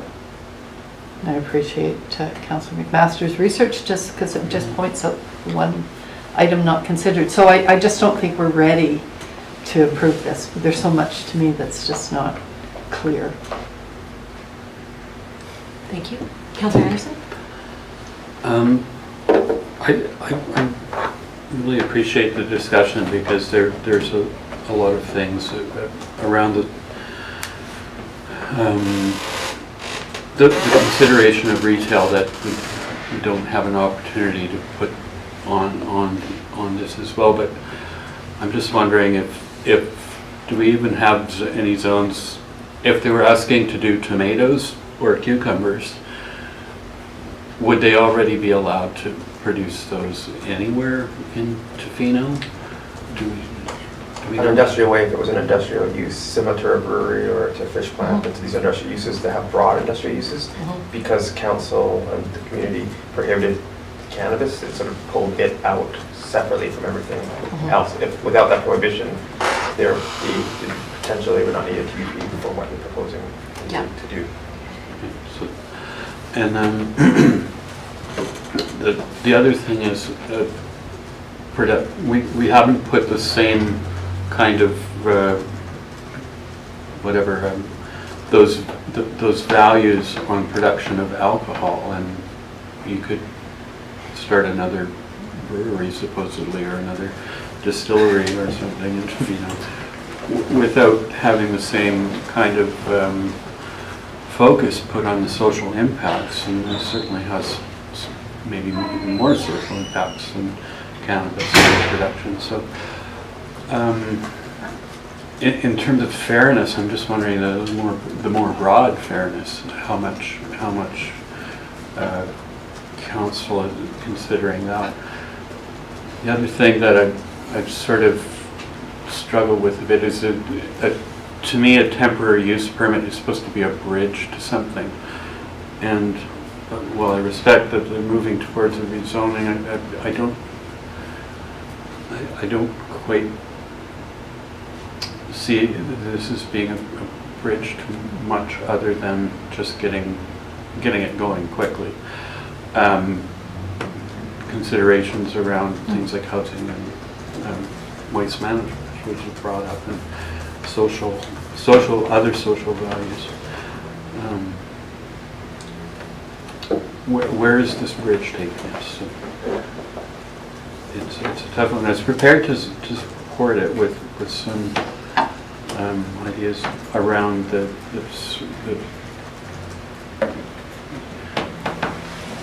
what I stated earlier about the signage, the display, and the promotion of cannabis that might occur just as part of identifying the property and the business happening there. So, yeah, I have a feeling council wants to move cautiously. Aaron? I just wonder if I could just address your last one, Councilor Anderson, and that is of the TUPs that we've come through the door, this one for planning seems like one that has the strongest bridge. So we have applicants who are potentially investing hundreds of thousands of dollars to bring a building up to speed, and I think they would be committed to following through with rezoning. And from a planning perspective, a staff perspective, the idea that we could be in a zoning conversation that we could talk about social benefit and housing sooner rather than later, as opposed to potentially the cannabis retail things, is actually attractive. It's something that we understand, that we recognize, we know how to work through, and a lot of the, and then what it does also sends a message to communities that other people could apply for the same thing as well. There's nothing restricting anybody else walking through the door and asking for a TUP for another cannabis production or something. So that just from a staff point of view, in terms of processing applications and comfort with this sort of bridge idea. Thank you. Councilor Chalmers? Aaron actually just hit what I was about to say on the nose. I kind of wanted to qualify what Councilor Steele was saying, but I would be in support of passing to TUP with the provision that in the zoning application, we went through the social benefits program. I think that's really great.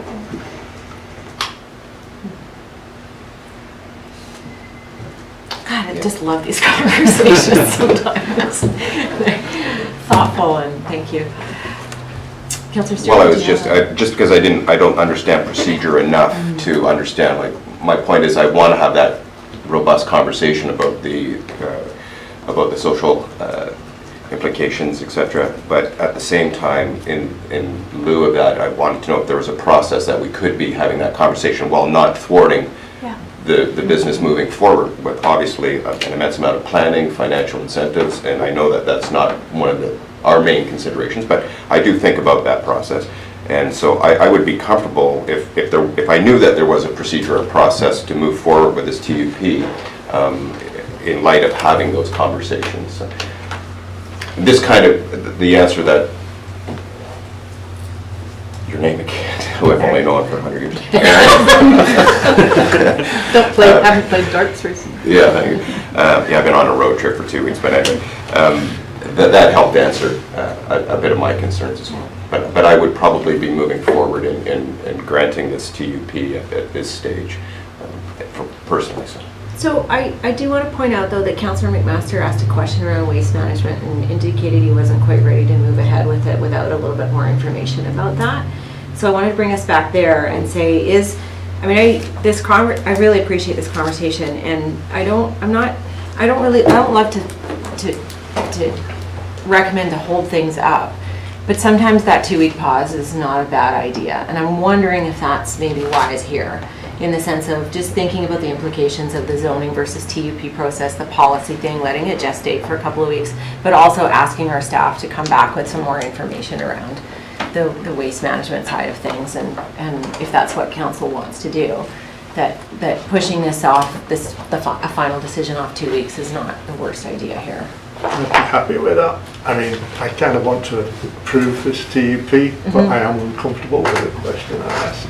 Okay, Councillor Bart? Yeah, thanks, and likewise that helped clarify some things, but you know, I think from the conversation we need a pretty rigorous discussion about this as well. The proponents are here, they've, you know, heard what our concerns are, and I must say that in reading the applicants for the retail, the work that we did, I think, is really well reflected in at least some of those applications. And so therefore, I think, you know, it's worth it to make sure that when it comes to a rezoning, that we're dialed in pretty clearly on the things that need to be covered in that. So I think I'd like to see the postponement. I'd like to hear through staff what the proponents may have to say about some of the concerns broadly, but also specifically the waste management. Thank you. Any feedback from our staff about that? No concerns for our staff. I guess I'd like to have more details on the signage. Okay. Whatever you call that, all that might go. Signage. Yeah. Appearance. Okay, do you need a motion? Yeah, we're gonna need a motion, and I think the motion is gonna be something like,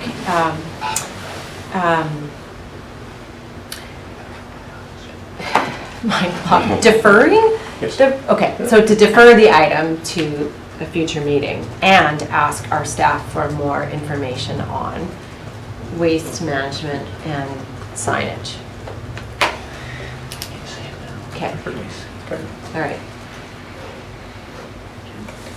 Okay.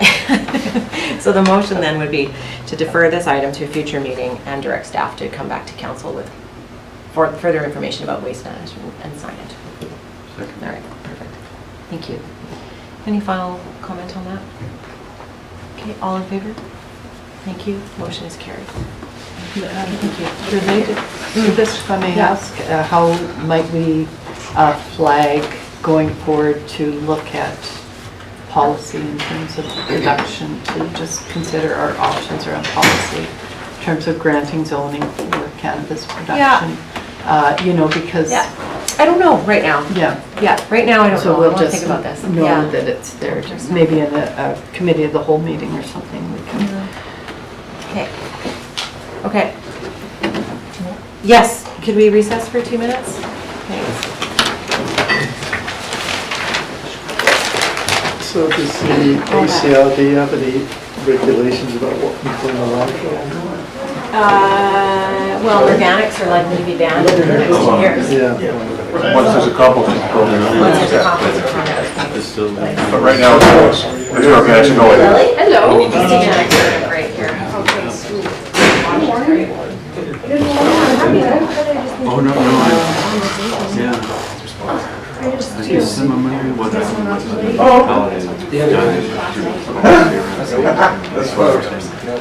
Other than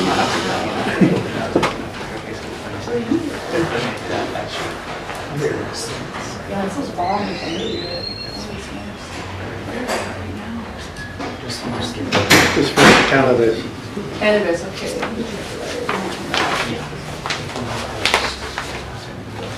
Whatever happened to the province giving us money for all of our efforts to regulate cannabis?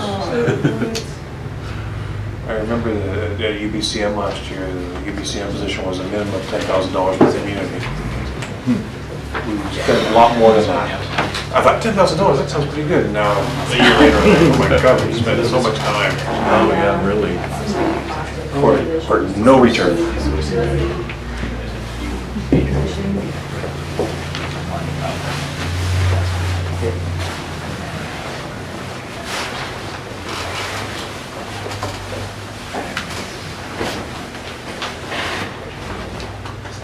Maybe they're waiting to make some money themselves on it. You can see that we go. Probably made a lot of changes across that province, a lot of money too. And Yeah, I forget which province, I think one of the maritime provinces, probably New Brunswick, have said in the first year they know they will have moved backwards financially. because they can't even keep their system, I don't think, can keep the stores full at this point. It's pretty hard to say that they're making money. Quebec supply chain seemed to be the worst. Councillor Barrett documented that for us. So Quebec supply chain seemed to be the worst, and Councillor Barrett documented that for us. In terms of people lining up, I don't know, like 1970s, Eastern Bloc. People lined up for products that don't exist.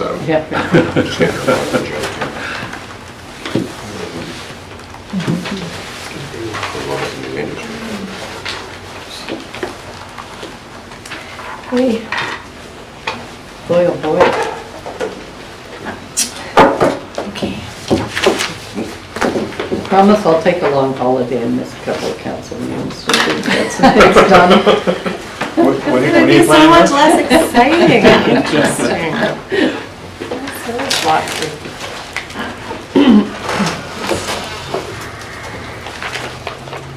okay. Well, you're all All the Lost everyone but things that, Well, we definitely need Jamie. all right.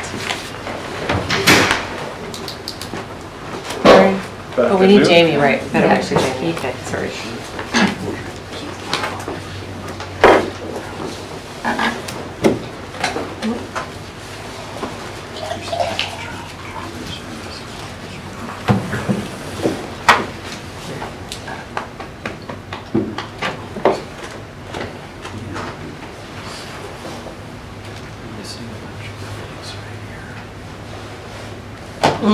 Yes, I know exactly what you're referring to. Oh,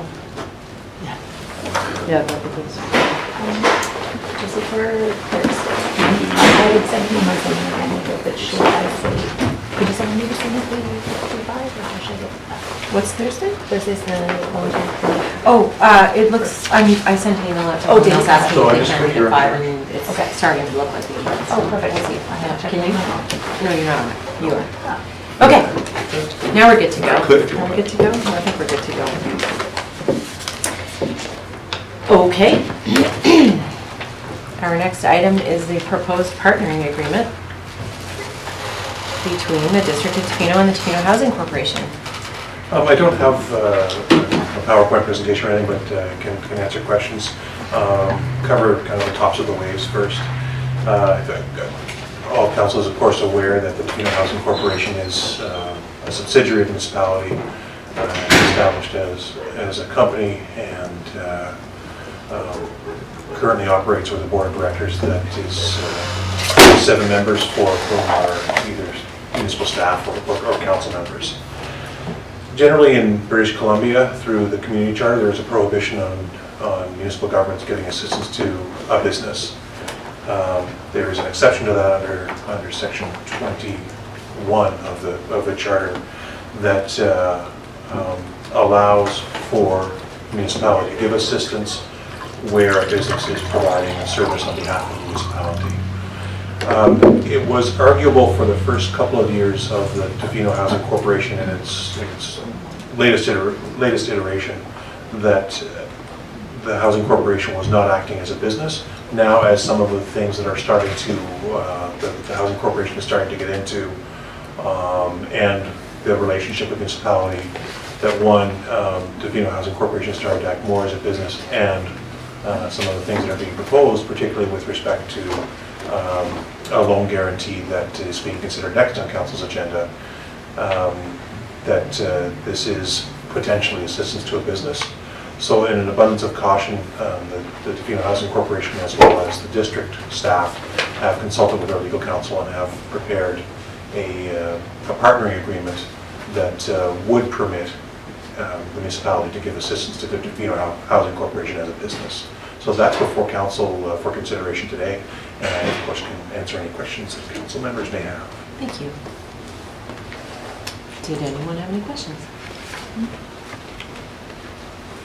Would anybody like to make a motion? I will make a motion that the council approve the partner agreement with the Tofino Housing Corporation attached as Appendix 1 to the report titled Proposed Partner Agreement between District of Tofino Housing Corporation dated May 14th, 2019.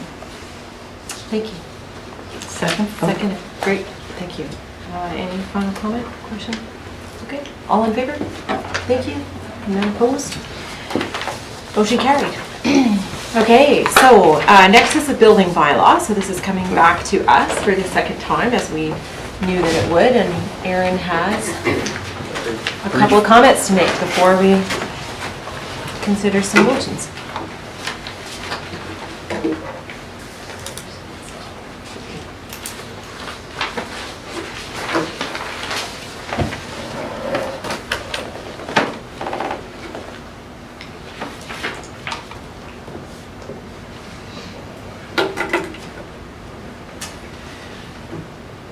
Good afternoon, Mayor and Council. I have a really brief presentation reflecting the report that's before you about the building bylaw 1256, 2019. Today we're going to discuss briefly some amendments for second reading, policy adoption, second reading of some enforcement bylaws, and a little bit about consultation.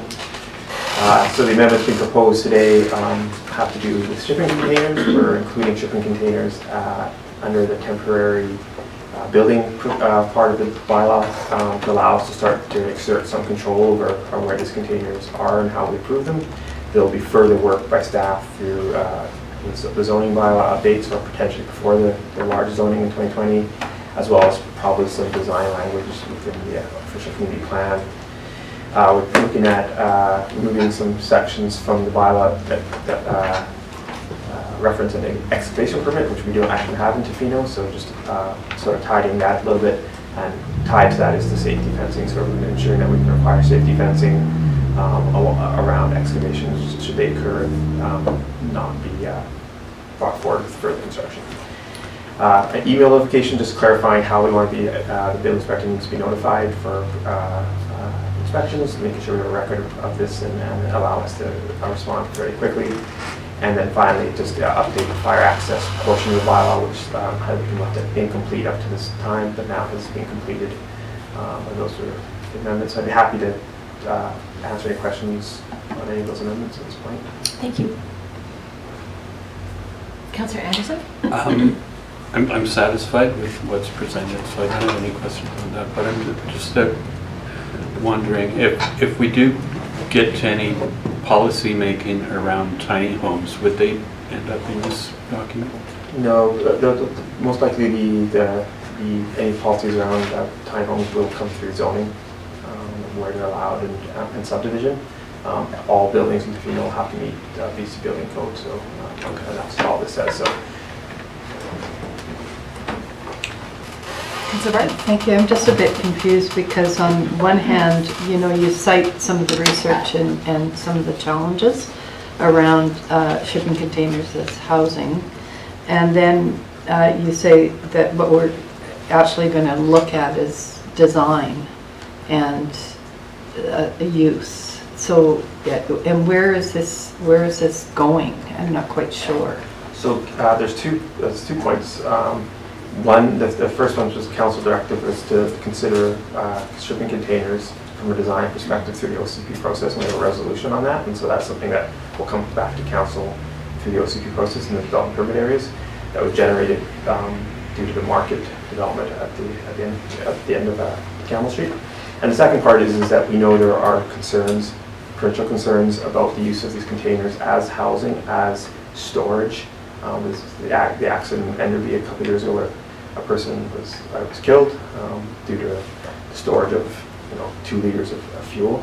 And so this is a concern for many communities within the province, and something that we will be taking a closer look at. So in terms of what they can use for how they be replaced, is it something that's only for an industrial area? Is it something that can be in a residential zone? We haven't developed the policy. It's just something that we know we need to look at. And we just wanted to make sure while we were working on the building bylaw that that we would put it in there as well, so it gives a little bit of control on where these are happening. So under, for example, you mentioned the market, so how was that kind of allowed in what exists already? So those aren't shipping containers, those are actually buildings in the Okay. form of shipping containers, and they went through a building Okay. permit. And today, if someone came into the office and said, I want to put in a intermodal container as a storage shed in our building, we would run them through a building bylaw process. Okay. All right, thank you, that clarifies. Just also with this report today is the second reading for MTI and bylaw notices. Nothing has changed on in either of these bylaws since our last meeting. The policies today would be adoption of our building and development policy and our step code policy, and similarly we haven't made any changes to this since our last meeting. And finally, we had a consultation event at the end of March. We invited the community as well as specific stakeholders in the building community. We had, I think, RSVP for about 12, but 5 builders showed up. We had 2 local designers show up, and 1 random citizen who also came and stayed for a little while. Had a very interesting conversation over a couple of hours, but no recommendations or concerns came from that. We would like to do one more check-in following today, if this bylaw does receive second reading, to just to reconfirm with our stakeholders that they're comfortable with the changes we're proposing. Once that's done, we'd be bringing this back to council for final reading of the 3 bylaws. We complete the work we're currently is underway with our building improvement package, and then we would do some staff training for front of house employees, front desk to do a little bit of basic training on what a building permit is and how to present it and who to get into contact with. And that is Thank you. Any other questions? Oh, okay, thanks, Erin. All right. Who's feeling verbose? To read the recommendation. All right. Move the recommendation of the District of Tofino Building Bylaw number 1256, 2019, attached as Appendix 1 to the May 14th, 2019 report to Council titled Building Bylaw number 1256, 2019, be amended at second reading as noted in recommendation number 1 on the staff report, Building Bylaw number 1256, 2019, dated May 14th, 2019. Second. Thank you. Moved and seconded. Any final questions? Okay. All in favor? Thank you. None opposed. Motion carried. I'll move that the District of Tofino Building and Development Policy attached as Appendix 3 to the May 14th, 2019 report to Council titled Building Bylaw 1256, 2019 be adopted. Second. Moved, second, third, and fourth. Any questions? Any comments?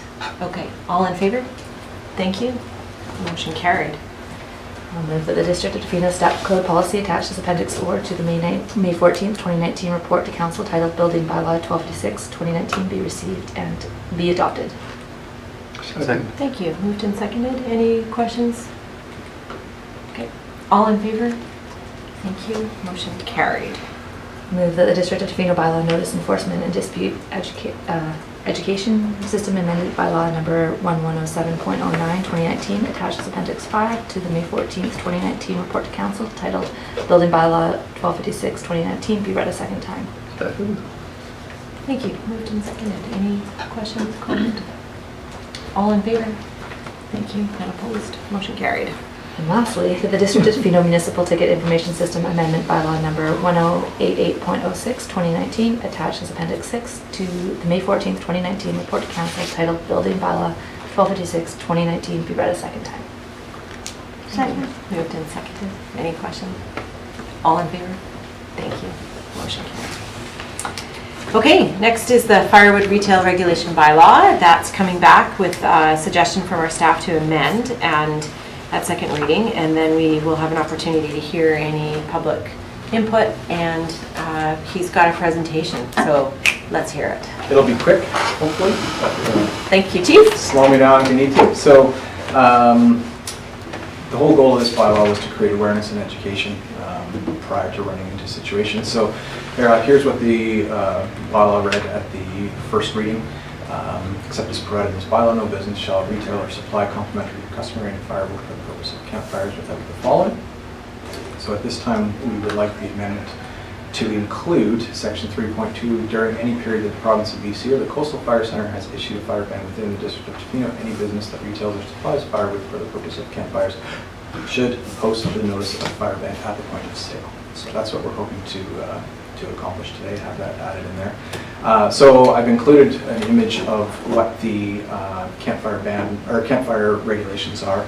This is provincial. We have also got included into this, just below the picture of the fire is an added section of the prohibition of burning of driftwood. It's one that's always on the minds of Tofino residents, so we've got that added on there. And that's right off the Wildfire BC website that includes the rationale as to why. So part of why we went with this format is consistent messaging is going to be really important. This provincial flyer is one that will be seen for many travelers all across their route while they make their way over here. Has information about the driftwood, as I mentioned, and it's a recognizable image so that people are seeing it at many points prior to arriving in Tofino. So that's the one that would be posted at the point of sale and provided to the customers with purchase of firewood. And we'll be suggesting a link on the website so people can download that and share it through social media as well too. So historically on the Wildfire Service BC website, there is a whole page dedicated to fire danger ratings. And so the reason I bring this up is because this is part of what makes the amendment today an important one. So Tofino used to have its own weather station from the airport that provided data for wildfire service. That no longer exists. So I used to be able to look on this chart and it would give 6 days of previous data, including the day of, and then three days of forecasted data. So you could follow along and see where things were at, and you could somewhat predict what was going to happen over the next few days. The Coastal Fire Centre has deemed the information coming from the Tofino weather station unreliable and inconsistent, because it takes a full 24-hour accurate reporting of the weather information to create their danger rating. They have said that they don't have the information that they require, so they pulled it from their website. So the closest point that we have to sort of consider as what our similar environment might be is Effingham, which is out past Howsett. It's quite a ways away, so it's not super accurate. So they said they've tried and come up with some alternatives for us, but again, this brings us back to why it's so important to have the information posted at the point of sale, particularly when all of a sudden things may change to a fire ban scenario. So with changes to the coastal fog zone, it's no longer in effect out in this area. Overall, I think it's actually going to be less confusing to visitors that have traveled across the province and seen fire bans all the way along, and then to arrive here and know that if there's a fire ban elsewhere, it's going to be similar here. So we do still review daily the danger ratings to get an idea of what's going on around us, and in regular communication with Coastal Fire Centre as well. Signs are being made up in anticipation of a fire ban so that we are prepared for it. And in the event that we do have a fire ban, which I'm going to say is probably fairly likely this summer, it's going to require the support of the RCMP as well as the Bylaw department, who are always working with us on that, for strict and pretty rapid enforcement to get the message out quite quickly. And just a couple of points to clarify for everybody, it does include public and private property. So that's the most common question that I'm getting right now. And again, this is why those notice of ban at point of sale will be really important. So other question that many people have is, so what is a campfire? So this is pulled right off the Wildfire BC website. So our regulation, the provincial one, is 0.5 meters wide, 0.5 meters high. Any person, or one that's started by any person for recreational purpose or by First Nation for a ceremonial purpose. So at sometimes bans may also include tiki torches, outdoor candles. We've already been chatting with folks at Botanical Gardens about Lantern Festival and those sorts of things to keep them on the radar. And again, that information will be on any notice of fire ban as well too. So the firewood retail regulation, fire danger status can change within 24 hours, so we try and stay ahead of it. But again, as soon as there is a change and a notice of a ban, it will get out everywhere really quickly. Communication and awareness is key, and again, section 3.2, if passed, will be an important part of generating awareness for those intending to have fires. Partnerships with the Chamber, Tofino Tourism, and all of our social media outlets will help reach residents and visitors as quickly as possible. Any question? Yeah, I have a question. They're related, not entirely. Sky lanterns. Could you please remind us of their legal status in Tofino? As far as I'm concerned, or as far as I am aware, they are not, but I have to find it specifically in the bylaw. So. Okay. That's the question I'm getting asked the most these days. Absolutely. I think that they're definitely not appreciated through AIBC, and I thought at one point there was a lot of talk about banning them in the entire province. But I do have to double check for the exact status in our outdoor burning bylaw. Okay. No questions, we can consider then the amendments and then second reading, and then we'll take any public input that is here, and then we'll consider third reading. So just to be clear for our new members of council, the reason why we're making a change to a bylaw that affects business, and so we're required to permit people to have an opportunity to address council before we go to third reading, so that's why we're going to do the process this way. That's me imitating Elise. How did I do? She's watching, she'll let you know. She'll watch later. Okay, so could we consider the first recommendation, please? I'll move that the District of Tofino Firewood Retail Regulation Bylaw number 1262/2019 be amended at second reading by adding section 3.2, which requires any business that retails or supplies firewood to post notice at the point of sale during a campfire ban within the District of Tofino, as shown in Appendix 1 to the report titled District of Tofino Firewood Retail Regulation Bylaw number 1262/2019, dated May 14th, 2019, and that the District of Tofino Firewood Retail Regulation Bylaw number 1262/2019 be read a second time as amended. Second. Thank you. Moved and seconded. Any final questions? Seeing none, all in favor? Thank you. None opposed. Motion carried. Okay, and then we will make a motion here to, because normally during council meetings the public isn't permitted to address us, so we make a motion to allow that, and then I'll call for any, and we'll see if there's So I any. make a motion that any member of the public wishing to speak to the District of Tofino Firewood Retail Regulation Bylaw number 1262/2019 be permitted to address council. Second. Moved and seconded. All in favor? Thank you. Motion carried. Would anybody like to address council on this bylaw? Fake. Okay. Seeing no need for public input because everyone is sitting. Thank you. We'll move on to the final. I'll move that the District of Tofino Firewood Retail Regulation Bylaw number 1262/2019 be read a third time.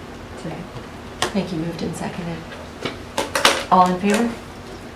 Thank you. Motion carried. Okay.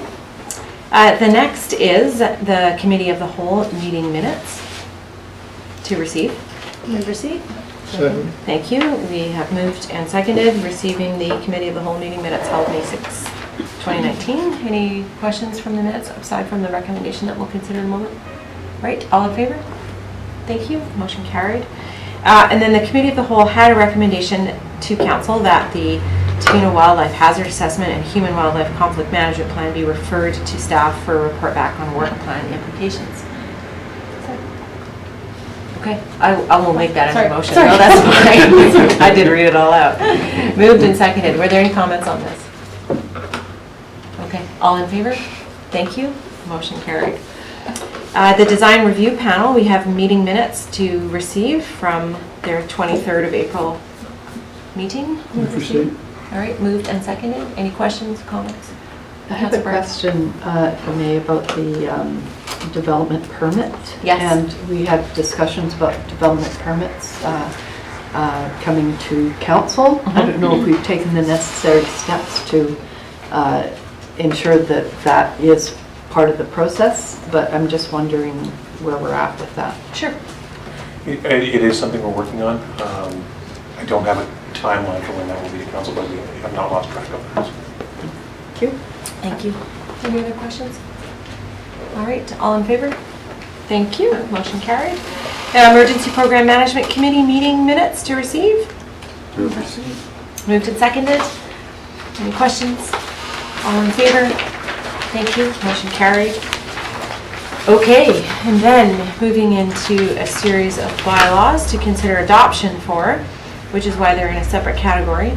We're going to start off with the District of Tofino Single-Use Item Regulation Bylaw, and we are considering third reading. So because again, this is a bylaw that will affect business, we provide the public an opportunity to give us some input before we consider third reading. So I will move that any member of the public wishing to speak to the District of Tofino Single-Use Item Regulation Bylaw number 1263, 2019 be permitted to address council.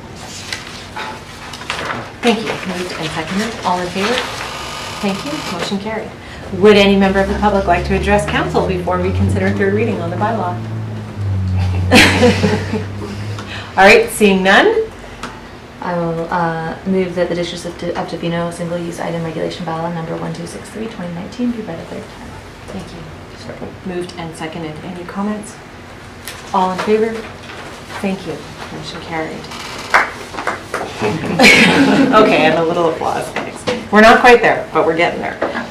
All right, so the next is the District of Tofino Loan Authorization Bylaw 1260, 2019 for adoption. Second. Thank you. Moved and seconded. So this is the, as everyone knows, the Tofino Housing Corporation Loan Guarantee for BC Housing. Any questions? Okay, all in favor? Thank you. Motion carried. The District of Tofino 2019 to 2023 Financial Plan Bylaw number 1264 for adoption. I'll move the recommendation that District of Tofino 2019 Annual Tax Rates Bylaw 1265, 2019 be adopted. Sorry, was that the tax rates? We're on the financial plan. Oh, So we'll sorry. that's okay. Try again. Oh, okay. That the financial plan bylaw number 1264, 2019 be adopted. I think you already said that, sorry. That's okay. Seconder? Okay, any comment, question? All in favor? Thank you. No one opposed. Motion is carried. And go ahead, Councillor Bart. That the District of Tofino 2019 Annual Tax Rates Bylaw number 1265, 2019 be adopted. Thank you. Moved and seconded. Any questions? All right, all in favor? Thank you. Motion carried. So this is the point where I just want to stop and say to Nyla, thank you so much for your leadership throughout this process this year and all the incredible amount of work that you and your team of managers have put into this, and Bob for overseeing and helping us. It was mostly me. Yeah, but really to Nyla, thank you. And to council, I just want to say too, especially because we have new members of council, thank you for all your input through the budget process. And this year was one of the most difficult years we've ever faced in the financial planning. And I really appreciate everybody's really thoughtful and respectful input into the process. So, okay. All right, now into matters initiated by council members. And I'll start with my notice of motion, and then I know that Councillor Bart also has something to tell us. So I will start off with then, I'm getting to the right page number, as per the report that I provided to council. My motion is that at our May 24th, 2019 regular council meeting, that Tofino Council offer a formal apology to Japanese Canadians and all others impacted by its 1947 resolution to exclude Orientals from the municipality, and that full public acknowledgement of the 1947 resolution, the 1997 rescinding of that resolution, and the 2019 apology take place and be widely communicated, and that a reception be held in advance of the May 24th, 2019 meeting with costs of up to $1,000 expensed from the council promo budget. I'll second that. Thank you. Moved and seconded. Did anybody have any questions or comments you wanted to make that came out of the report that I provided? Just a comment to thank you for the incredible amount of work that has been done on a really important topic for Tofino and for the province in general. So thank you once again. You're welcome, and I want to say Councillor Bart's been a really big part of that. So, yeah. Anything else? Okay, then I will call the question. All in favor? Thank you. Motion is carried. So I'll work on the wording of that, and I'll extend it to you by email in advance. And then what will happen is that at the next meeting, it would take place at the beginning of the meeting, and I've been working with Elise on an invitation list, and I think people are aware that this is going to be happening. So yeah, thank you, everybody. Great. Okay, Councillor Bart. Yes, thank you. Yeah, so just for council's information, I'd like to give notice that I will be bringing forward a motion at the May 28th meeting to give direction to staff to begin preparing a zoning bylaw amendment to restrict the amount of future commercial accommodation that can be built into Fino. My motion will also include establishing interim measures that will restrict commercial accommodation development while these changes to the zoning bylaw are under preparation. Thank you. Okay, so question period. Does any member of the public or the press have a question for council? Mr. Bailey, anything? Yeah, sure. Yeah. I'll come up with one. We talked about temporary use permits regarding regarding staff housing. We're looking at 3 main ones. There was an awesome conversation about one specific one, and then that sort of led into what can we be doing to enforce safety at all 3 of them. I'm wondering, is Pools Land involved in that conversation whatsoever? No. Why wouldn't Pools Land be involved in that conversation? Pools Land doesn't have a temporary use permit, and so since our conversation centered on enforcing or ensuring that the conditions of TUPs are being met, Pools Land wasn't involved in that. Right on. Thank you so much. You're welcome. Okay. I will make the recommendation, move that the meeting be closed to the public pursuant to sections 91AC and I of the community charter to discuss matters relating to personal information about an individual who holds or is being considered for a position as an officer, employee, or agent, employee relations, and receipt of advice that is subject to solicitor-client privilege. Thank you. Moved and seconded. All in favor? Thank you. Motion carried. Take a short break to reset the room and sign some bylaws. I know.